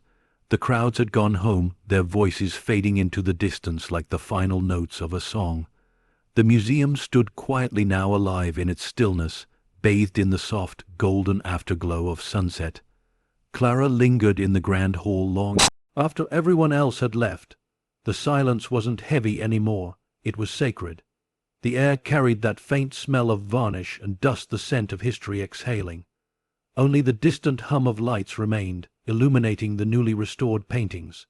Each one seemed to pulse faintly with its own quiet heartbeat. She walked slowly between them, fingertips gliding a breath away from the surfaces. She wasn't just seeing art, she was seeing time, lives, choices, redemption. At the far end of the hall stood Harrow's Ledger of Light, the great centerpiece of the exhibition. The painting seemed to shimmer even in the dimness, as if lit from within. The figure in the center, Harrow himself, held the lantern higher than before, the gold leaf now fully restored. The light touched every corner of the painting, even the darkest shadows. Clara whispered to herself, "You did it, Julian. The light's yours again." A faint creak echoed behind her. Elliot stepped into the hall, holding 2 paper cups of coffee. He offered one with a smile. I figured you'd still be here. She took it, smiling softly. How'd you guess? He chuckled, looking around. You've been in this building every night for weeks. I think the ghosts would miss you if you stopped coming. She laughed quietly. Maybe they would. They sat together on one of the marble steps, the glow from the skylight bathing them both in warm, fading light. Outside, the sky deepened into twilight. Fireflies flickered near the windows like sparks returning to life. Elliot took a slow sip of coffee. You ever think about what happens next? Clara tilted her head. For me, for all of this, he said, gesturing toward the hall. The museum, the story, the world's watching now. Everyone's calling it the greatest art recovery in modern history. But when the cameras leave, what do you want it to be? Clara looked around at the golden walls, the paintings, the faint shimmer of Harrow's words engraved in brass beneath each frame. I want it to belong to the people it was stolen from, she said softly, to the families whose names were erased, to the children who never got to see their parents' faces again except through these canvases. That's who it belongs to. Elliot nodded, and Harrow, she smiled faintly. He already got what he wanted. He wanted light to outlive him, and it has. They fell silent for a while, just listening to the building breathe the gentle clicks of cooling metal, the faint echo of their own heartbeats in the vastness. Then, from the corner of the room, a sound small, innocent, perfect, Lily's laughter. Clara turned. Her daughter sat cross-legged. On the polished floor, sketchbook open, a small box of colored pencils scattered around her. She was drawing the painting Harrow's Ledger of Light. Clara smiled, standing slowly. Hey, sweetheart, you're supposed to be with Rachel. Lily looked up, grinning. She let me come back. I wanted to finish this before you went home. Elliot smiled, artist's instinct. Clara knelt beside her, watching as Lily worked. The lines were delicate, careful, the lantern in the painting replicated in pencil strokes, the glow suggested with soft yellow shading. Lily paused, looking up at her mother. Mom, why did he hide it for so long? If it's so beautiful, why didn't he show the world? Clara took a deep breath. Because sometimes the world isn't ready for beauty, sweetheart. Sometimes it needs to learn how to see it first. Lily nodded thoughtfully, returning to her drawing. Do you think he'd be happy now? Clara smiled, eyes glistening. Yes, I think he'd finally be at peace. Lily frowned, concentrating. Then I'll draw that piece. She began to shade in the lantern, not with gold, but with white. Light so bright it erased the pencil lines beneath it. Clara felt her chest tighten. That was exactly what Harrow had done, erased darkness with light. When Lily finished, she tore the page carefully from her sketchbook and handed it to her mother. This one's for the museum. Clara looked down at the simple, beautiful drawing, a small lantern glowing in a sea of white. Thank you, she whispered. Lily smiled sleepily. Can we hang it somewhere? Clara thought for a moment. I know just the place. They walked together to the far end of the hall, near the entrance where the first visitors would always pass. There, beside the plaque that read the Benton Harrow Museum of Light, hung a single empty frame left intentionally open to symbolize art yet to be discovered. Clara slipped Lily's drawing inside. The paper rustled softly, catching a faint beam of evening light from the skylight above. Elliot stood a few feet away, smiling. Looks like the collection just got its newest piece. Clara turned to him. Maybe the most important one. The light dimmed as the sun sank below the hills. The museum's interior lights warmed to life, automatically soft amber hues that filled every room. Lily yawned, curling up on a bench, her head resting on her mother's lap. Clara brushed her hair gently, humming an old tune, something her mother used to hum to her long ago. Elliot leaned back against the column, looking around the hall. You know, he said quietly, this place feels different now. It doesn't feel haunted anymore. Clara smiled faintly. Because it's not. It's home. Outside, the first stars appeared. The reflection of the museum shimmered in the puddles left by the afternoon rain. The glass dome caught the starlight, and for an instant the whole structure looked alive, glowing softly from within, like a lantern lit against the night. Clara looked up at it and whispered, "You see that, Julian? They'll keep it burning." In the silence that followed, the faint sound of the wind passed through the open halls, gentle as a sigh, as if the museum itself was answering her. She closed her eyes, resting her hand on Lily's shoulder. Tomorrow the world would come, critics, curators, children, wanderers, all to see what one forgotten curator and one stubborn mother had saved. They'd see the beauty that nearly perished under greed and flame, and they'd carry that story forward. Because stories like this don't end. They echo. The last lights flickered off one by one, leaving only the lantern's golden glow on. Lily's drawing the new centerpiece of the museum reborn, and as the night deepened around them, Clara Benton finally understood. Legacies aren't measured in fame or fortune. They're measured in the light we leave burning for others to find their way home. Morning sunlight filtered through the glass dome of the Benton Harrow Museum of Light, scattering prisms across the marble floor. The hall was quiet, not the eerie silence of abandonment, but the tender hush of reverence. Every corner gleamed softly, touched by warmth, by memory, by stories that had refused to die. The museum had been open for 6 months now. Thousands had come and gone, artists, historians, travelers, and children clutching sketchbooks. Each one left a little changed, their eyes lingering a little longer on beauty, their hearts a little lighter. And yet there was one visitor who came every morning, always before the crowds, always alone, Clara Benton. She moved through the halls like a caretaker in a sacred temple, her steps slow, deliberate, each one echoing softly on polished stone. The paintings seemed to greet her now, their colors alive in the early light. Harrow's words engraved beneath them shone faintly in the morning glow. Light is the memory of what love tried to protect. Clara stopped before the ledger of light, the painting that had once been a secret, now a centerpiece of the museum's rebirth. The lantern in Harrow's hand still gleamed gold under the skylight, illuminating the faceless crowd painted around him. She smiled faintly. "You really did it," she whispered. "You made them remember." She placed a small bouquet of white lilies beneath the frame, her quiet ritual every week. Not for herself, for him. From somewhere behind her, soft footsteps approached. Lily's voice carried through the vast space, bright and pure. "Mom, they're waiting for you."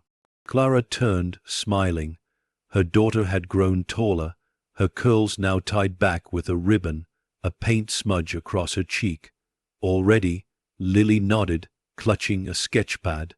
"The kids from the art class are here. They said they want you to tell the story this time." Clara laughed softly. "Me? Haven't they heard it enough?" Lily grinned. "They said they want the version with the ghosts." Clara raised an eyebrow playfully. "Oh, the dramatic one." "Exactly." Together they walked down the corridor toward the education wing, a newly built space filled with easels, paints, and sunlight streaming through tall windows. The laughter of children echoed softly down the hallway. It was the kind of sound that reminded Clara why she'd done it all. The museum wasn't a monument anymore. It was alive. When they entered the room, 24 children turned toward her, faces bright with curiosity. A teacher smiled and gestured toward the front. "Ms. Benton, if you could share the story of how you found it again." Clara looked around at the blank canvases, at the brushes already stained with color, at the eyes of the next generation, waiting to hear something true. She began quietly. Once, there was a museum that everyone forgot about. It stood empty for 40 years, waiting for someone brave enough or foolish enough to open its doors again. The children giggled softly. Clara smiled. Inside that museum, behind walls of dust and lies, were secrets. Paintings that the world thought were lost. But what mattered most wasn't the art itself, it was the man who hid it. His name was Julian Harrow, and he gave up everything to protect what beauty really means. A hand shot up. Didn't bad people try to steal it? Yes, Clara said softly, they did, because beauty makes greedy people afraid. It reminds them of what they can't own. Another child asked, so how did you find it? Clara glanced at Lily, who smiled knowingly. By accident, and maybe by fate, she said, I bought a broken building for $200, and inside those ruins I found a story that had been waiting for someone to finish it. A hush fell over the room. Even the children could feel it, the truth inside her words. She knelt beside them, lowering her voice to a gentle whisper. And when you find something beautiful, something that feels bigger than you, don't keep it for yourself. Let it shine, pass it on, because that's how the world heals. One of the smallest kids raised her hand timidly. Is that why you named it the Museum of Light? Clara smiled, eyes glistening. Exactly. Because every painting here was once trapped in darkness, and now they all get to shine. When the lesson ended, the children filed out, still chattering, their small hands clutching drawings of lanterns and sunbursts. Lily stayed behind, standing near the window, her gaze fixed on the garden outside where sunlight shimmered on the restored statues. Clara joined her. You okay? Sweetheart, Lily nodded, eyes distant. I was just thinking, do you think Mr. Harrow knows what we did? Clara's voice softened. I think he always knew it would end this way. Lily turned curious. What way? With the light winning, Clara said. They walked together through the empty corridors back toward the grand hall. The late morning light poured through the skylight, painting everything gold. On the far wall, Harrow's unfinished self-portrait hung quietly, the one she'd never moved from its original place. Something about it had changed since the last time she looked. Maybe it was the light, or maybe just her heart. At the bottom of the frame, a faint signature had begun to reappear under restoration varnish, one she hadn't noticed before. Harrow for the future. She traced the letters gently, smiling. You left your goodbye after all. Lily tilted her head. It's like he knew we'd find it. Clara nodded. Maybe light doesn't need to be found. Maybe it finds us. They stood there for a long while, just breathing in the silence, watching dust motes dance in the sunlight. It didn't feel like an ending. It felt like a continuation, the echo of everything Harrow had built, still resonating through time, still alive in every visitor who stepped through those doors. Outside, the bells of Benton Valley rang again, 6 chimes, slow and melodic. The museum lights flickered briefly as the day reached its brightest. The reflections from the skylight shimmered across the marble floor, spilling over every wall, every painting, every corner where darkness once ruled. And for a brief, perfect moment, the light felt almost alive, warm, aware, eternal. Clara smiled, turning toward the exit, her arm around Lily. Come on, love, she whispered. Let's go home. As they stepped outside, the glass dome behind them caught the midday sun and burst into brilliance, scattering gold across the sky like 1,000 pieces of memory. From the hilltop, it looked as though the museum itself was glowing, not with fire this time, but with peace. And in the reflection of that light, one could almost see him, Julian Harrow, standing in the frame of the doorway, lantern in hand, watching quietly as his legacy lived on through the woman and child who carried his truth. Some stories never end. They simply turn to light. Night settled gently over Benton Valley, soft, clear, and kind. The air carried the quiet hum of life returning. Distant laughter from the cafe across the square. A street musician strumming beneath a lamp. The rhythmic patter of footsteps fading into cobblestone silence. The museum stood at the heart of it all, its restored glass dome gleaming under the silver moonlight. Inside, the last lights dimmed slowly, one by one, until only the grand hall remained illuminated, a single golden lantern glowing faintly beside the ledger of light. Clara stood before it, alone once more, this time not out of burden, but peace. She traced the outline of the plaque with her fingers. "Belongs to the world." Those words still struck her with quiet power. What had started as her desperate gamble, $200 bid on a broken building, had become something greater than her, greater than anyone. The Benton Harrow Museum wasn't just a place now. It was a heartbeat. She closed her eyes, remembering that first day, the empty auction, the echoing hallways, the dust-covered marble, the faint metallic sound behind the wall. It felt like a lifetime ago. The woman she'd been then, tired, hopeful, hungry for a miracle, had no idea that the miracle would ask her to burn, to fight, to believe. And now, here she was, standing in the middle of that miracle, alive and changed. Behind her, the soft click of a door echoed. Warren entered quietly, hands in his coat pockets. His footsteps were slow, deliberate. "Couldn't sleep?" he asked gently. Clara smiled faintly. "You know me too well." He stepped beside her, gazing up at the painting. "Hard to walk away from this place. Feels like it's still breathing." "It is," she said softly.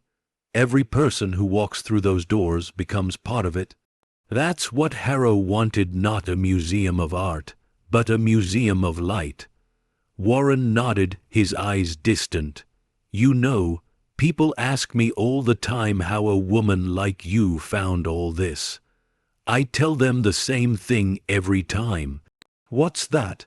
"That sometimes history doesn't need an expert. It just needs someone who still believes in wonder." Clara laughed quietly.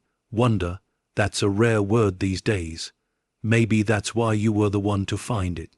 They fell into silence again, the lantern's flame flickering softly between them.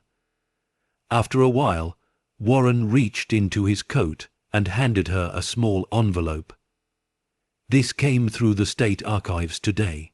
They found it in Harrow's personal effects, sealed inside a file box no one had opened in decades." Clara frowned, taking it carefully.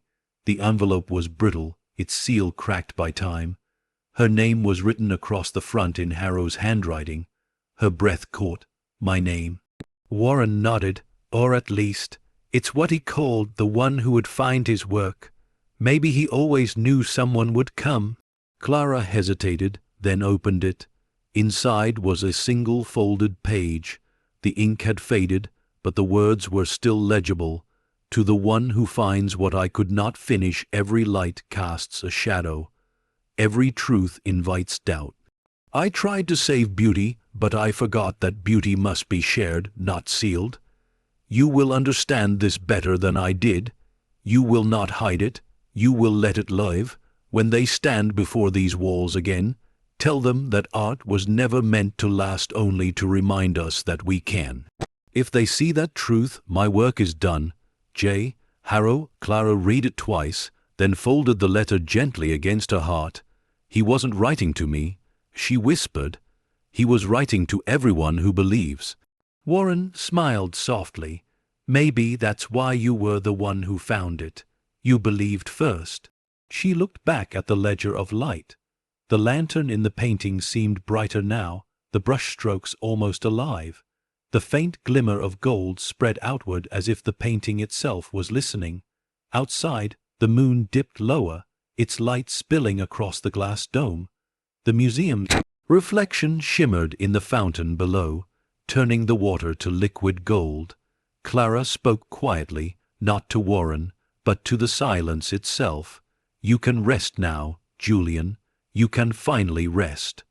Warren touched her shoulder lightly. "He already is." "You made sure of that?" He turned to leave, pausing at the door. "You coming?" "In a bit," she said softly. He nodded and disappeared into the quiet hallway. Clara stood alone once more in the golden hush.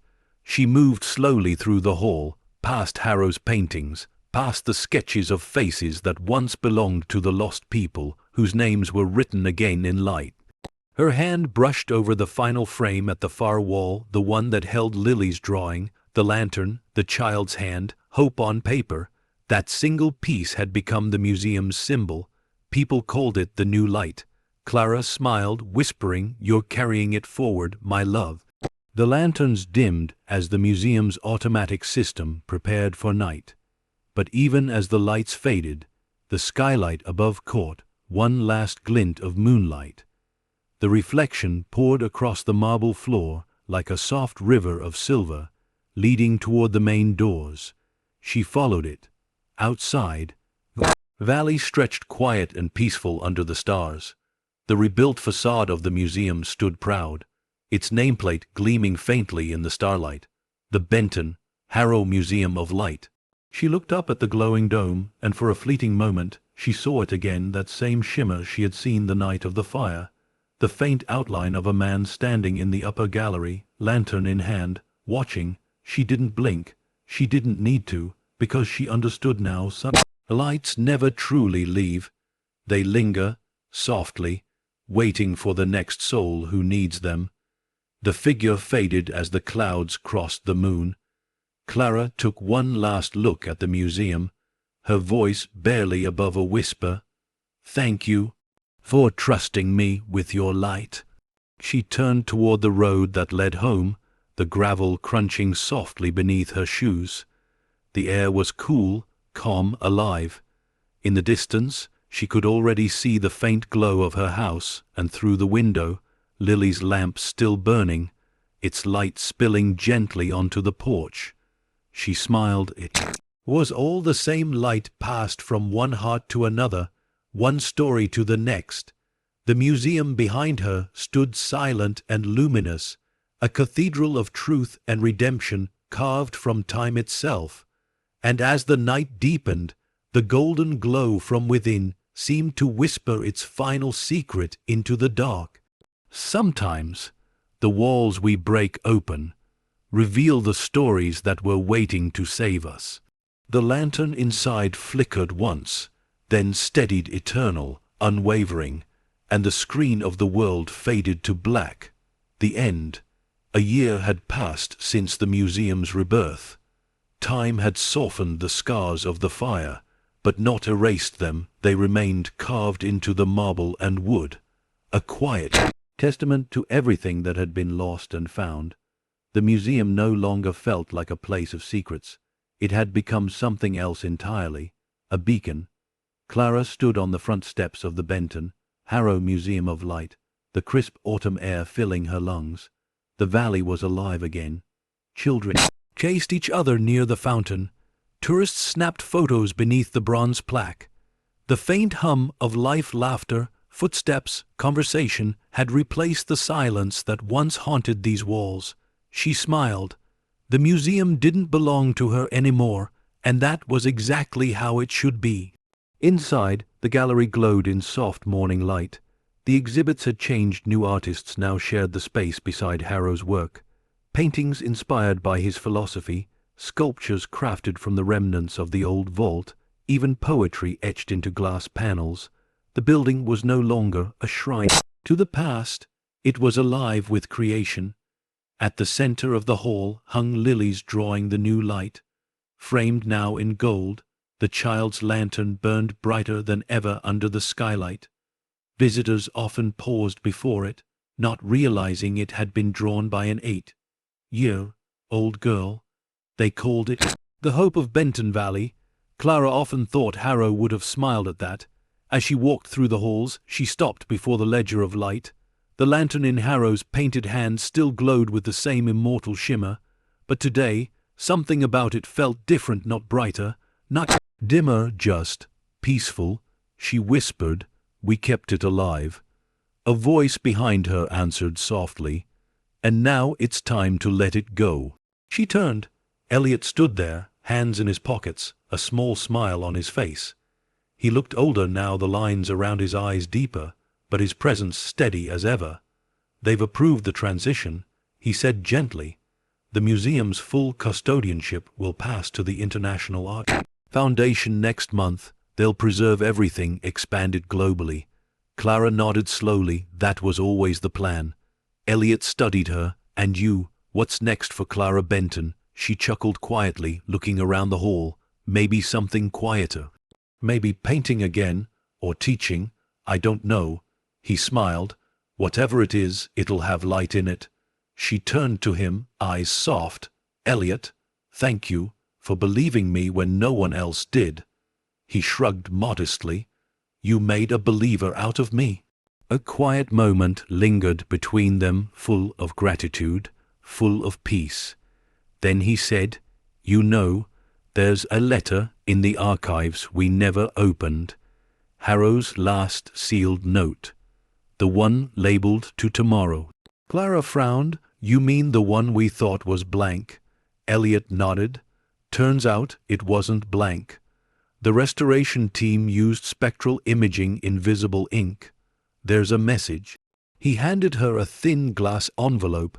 Inside, faint writing glimmered like moonlight. Clara unfolded it carefully. Her breath caught as the words appeared. Asterisk, to the one who carries the lantern next the light will fade, and that's how you'll know it's yours. Not every truth must shine forever. Some must rest, so new ones can rise. When that day comes, don't mourn the end. It's only the beginning in disguise.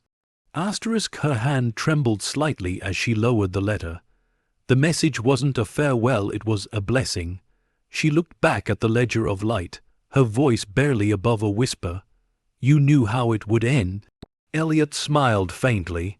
He always did. That evening, after the museum closed, Clara walked alone through the garden behind the building.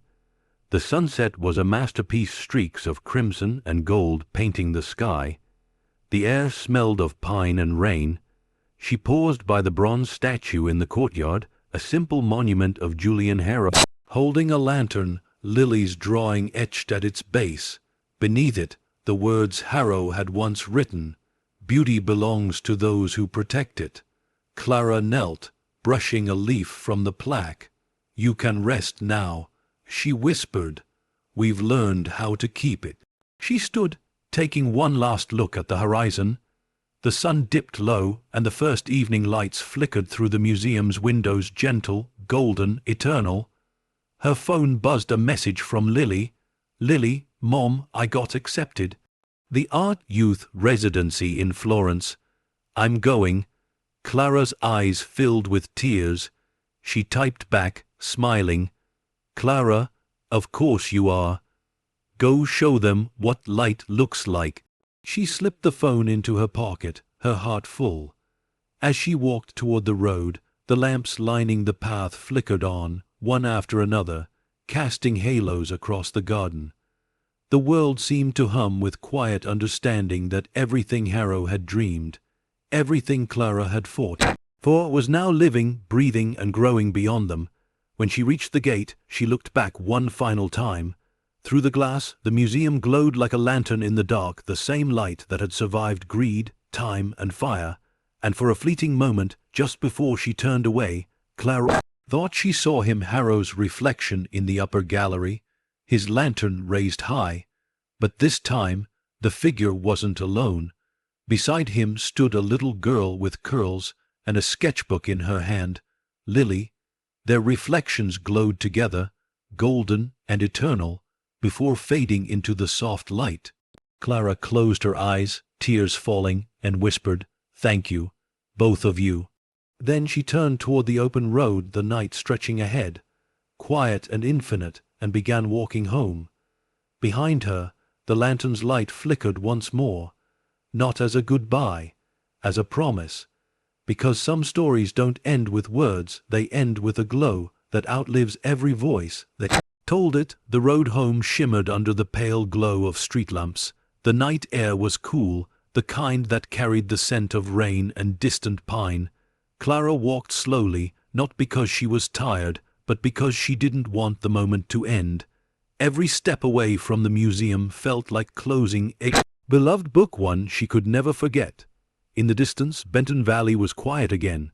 The town that had once forgotten its history now thrived with life, small galleries, music cafes, and murals painted by young hands. Art was everywhere now, not hidden, not hoarded alive. She passed the bakery that opened early for visitors. The old church now turned into a studio space. It felt as though the town itself had been reborn under Harrow's light. When she reached home, the porch light was on. Lily's lamp, the one that never went out. It had been her daughter's ritual to leave it burning for the story that started everything. Clara smiled as she stepped inside. The house smelled of paint, tea, and something warm baking in the oven. Lily's laughter floated from the kitchen. "Mom." Clara turned, and there she was, radiant, older now, her curls pinned back loosely, a pencil tucked behind her ear. "You're back late," Lily said, wiping her hands on her apron. "I tried making your favorite apple tarts. They might be a little burnt." Clara laughed softly.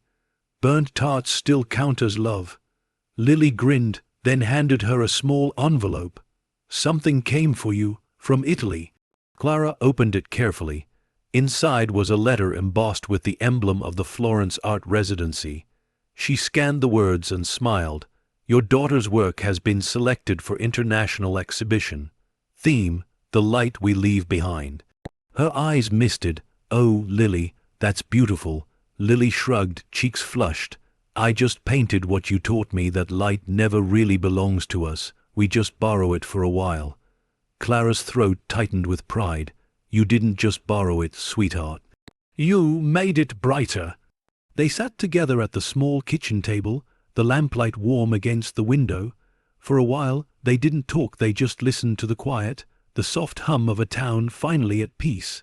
After dinner, when the world outside had gone still, Clara stepped onto the porch. The stars were bright tonight, 1,000 tiny witnesses to everything that had been. She could see the faint glow of the museum's dome in the distance, the eternal lantern that now belonged to everyone.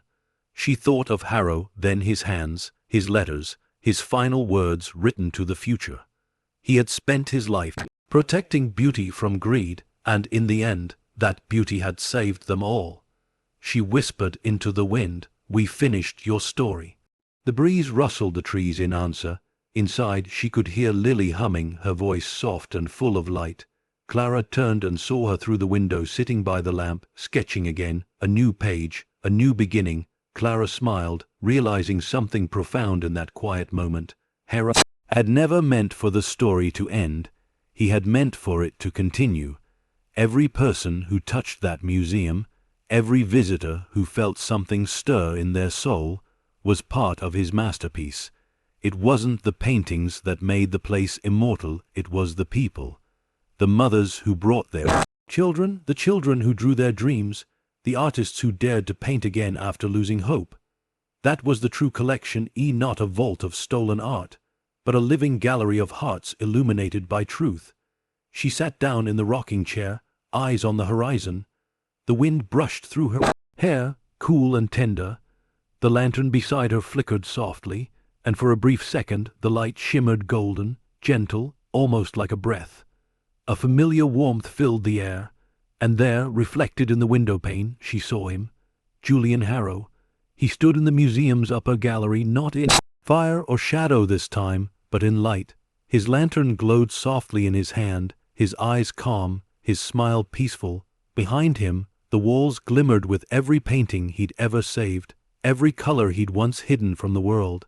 Clara didn't move, she didn't speak, she simply nodded. "Thank you," he mouthed, and then, as gently as he had appeared, he faded into the glow, becoming one with the light he'd protected all his life. Tears rolled silently down Clara's cheeks, but they weren't tears of grief, they were gratitude. She whispered to the night, "Rest easy, Julian. We'll keep it burning." The stars above seemed to shimmer brighter, as if echoing her words. Inside, Lily finished her sketch and held it up against the light, a painting of a lantern surrounded by countless smaller lights. In the corner, she had written, "The story never ends. It only shines." The night deepened, calm and perfect. The museum's glow merged with the horizon until it looked as though the valley itself was lit from within. Clara closed her eyes, leaning back in her chair. The soft creak of the wood matched the rhythm of her heartbeat. The world was quiet, healed, and endlessly alive, and when she opened her eyes again, the dawn had already begun, the first light stretching gently across the sky, golden and forgiving. The lantern on her porch flickered once, then steadied. Somewhere in the distance, the church bells began to ring. 12 slow chimes, one for each chapter of the story that had led her here. Each echo rolled through the valley like a promise fulfilled. By the time the final bell faded, the sun had risen. The world glowed gold. The museum's dome caught the first morning light, reflecting it back into the heavens, the same light that had once been hidden, now free forever. And there, beneath it all, Clara Benton smiled. Her story, their story, was complete, because light, once found, never dies. Fade out, the end. The road home shimmered under the pale glow of street lamps. The night air was cool, the kind that carried the scent of rain and distant pine. Clara walked slowly, not because she was tired, but because she didn't want the moment to end. Every step away from the museum felt like closing a beloved book, one she could never forget. In the distance, Benton Valley was quiet again. The town that had once forgotten its history now thrived with life, small galleries, music cafes, and murals painted by young hands. Art was everywhere now, not hidden, not hoarded alive. She passed the bakery that opened early for visitors, the old church now turned into a studio space. It felt as though the town itself had been reborn under Harrow's light. When she reached home, the porch light was on. Lily's lamp, the one that never went out. It had been her daughter's ritual to leave it burning for the story that started everything. Clara smiled as she stepped inside. The house smelled of paint, tea, and something warm baking in the oven. Lily's laughter floated from the kitchen. "Mom." Clara turned, and there she was, radiant, older now, her curls pinned back loosely, a pencil tucked behind her ear. "You're back late," Lily said, wiping her hands on her apron. "I tried making your favorite apple tarts. They might be a little burnt." Clara laughed softly. "Burnt tarts still count as love." Lily grinned, then handed her a small envelope. "Something came for you from Italy." Clara opened it carefully. Inside was a letter embossed with the emblem of the asterisk Florence Art Residency. Asterisk, she scanned the words and smiled. Asterisk, your daughter's work has been selected for international exhibition. Asterisk, asterisk theme, the light we leave behind. Asterisk, her eyes misted. "Oh, Lily, that's beautiful." Lily shrugged, cheeks flushed. "I just painted what you taught me, that light never really belongs to us. We just borrow it for a while." Clara's throat tightened with pride. "You didn't just borrow it, sweetheart. You made it brighter." They sat together at the small kitchen table, the lamplight warm against the window. For a while they didn't talk, they just listened to the quiet, the soft hum of a town finally at peace. After dinner, when the world outside had gone still, Clara stepped onto the porch. The stars were bright tonight, 1,000 tiny witnesses to everything that had been. She could see the faint glow of the museum's dome in the distance, the eternal lantern that now belonged to everyone. She thought of Harrow, then his hands, his letters, his final words written to the future. He had spent his life protecting beauty from greed, and in the end, that beauty had saved them all. She whispered into the wind, "We finished your story." The breeze rustled the trees in answer. Inside she could hear Lily humming, her voice soft and full of light. Clara turned and saw her through the window, sitting by the lamp, sketching again. A new page, a new beginning. Clara smiled, realizing something profound in that quiet moment. Harrow had never meant for the story to asterisk end. Asterisk, he had meant for it to asterisk continue. Asterisk, every person who touched that museum, every visitor who felt something stir in their soul, was part of his masterpiece.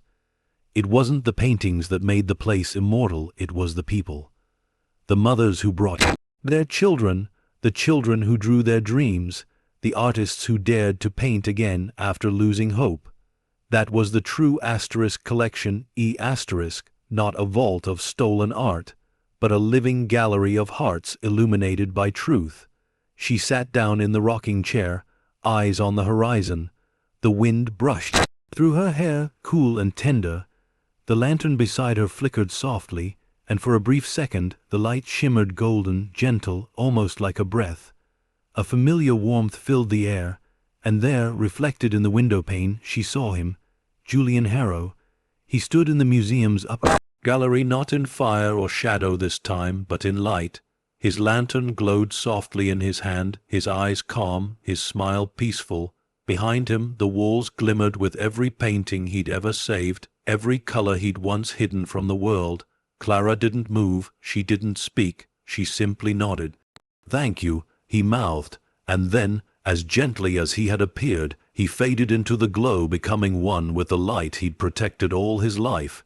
Tears rolled silently down Clara's cheeks, but they weren't tears of grief, they were gratitude. She whispered to the night, "Rest easy, Julian. We'll keep it burning." The stars above seemed to shimmer brighter, as if echoing her words.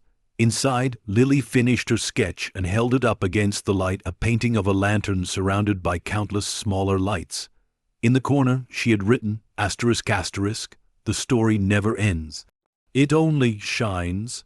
***, the night deepened, calm and perfect. The museum's glow merged with the horizon until it looked as though the valley itself was lit from within. Clara closed her eyes, leaning back in a chair.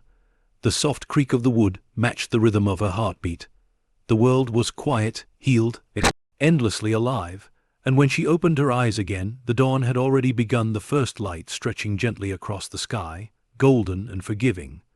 The lantern on her porch flickered once, then steadied. Somewhere in the distance, the church bells began to ring. 12 slow chimes, one for each chapter of the story that had led her here. Each echo rolled through the valley like a promise fulfilled. By the time the final bell faded, the sun had risen, the world glowed gold. The museum's dome caught the first morning light, reflecting it back into the heavens, the same light that had once been hidden, now free forever. And there, beneath it all, Clara Benton smiled. Her story, their story, was complete. Asterisk, because light, once found, never dies. Asterisk, asterisk, asterisk, fade out. Asterisk, asterisk, asterisk, asterisk, the end. Asterisk, asterisk.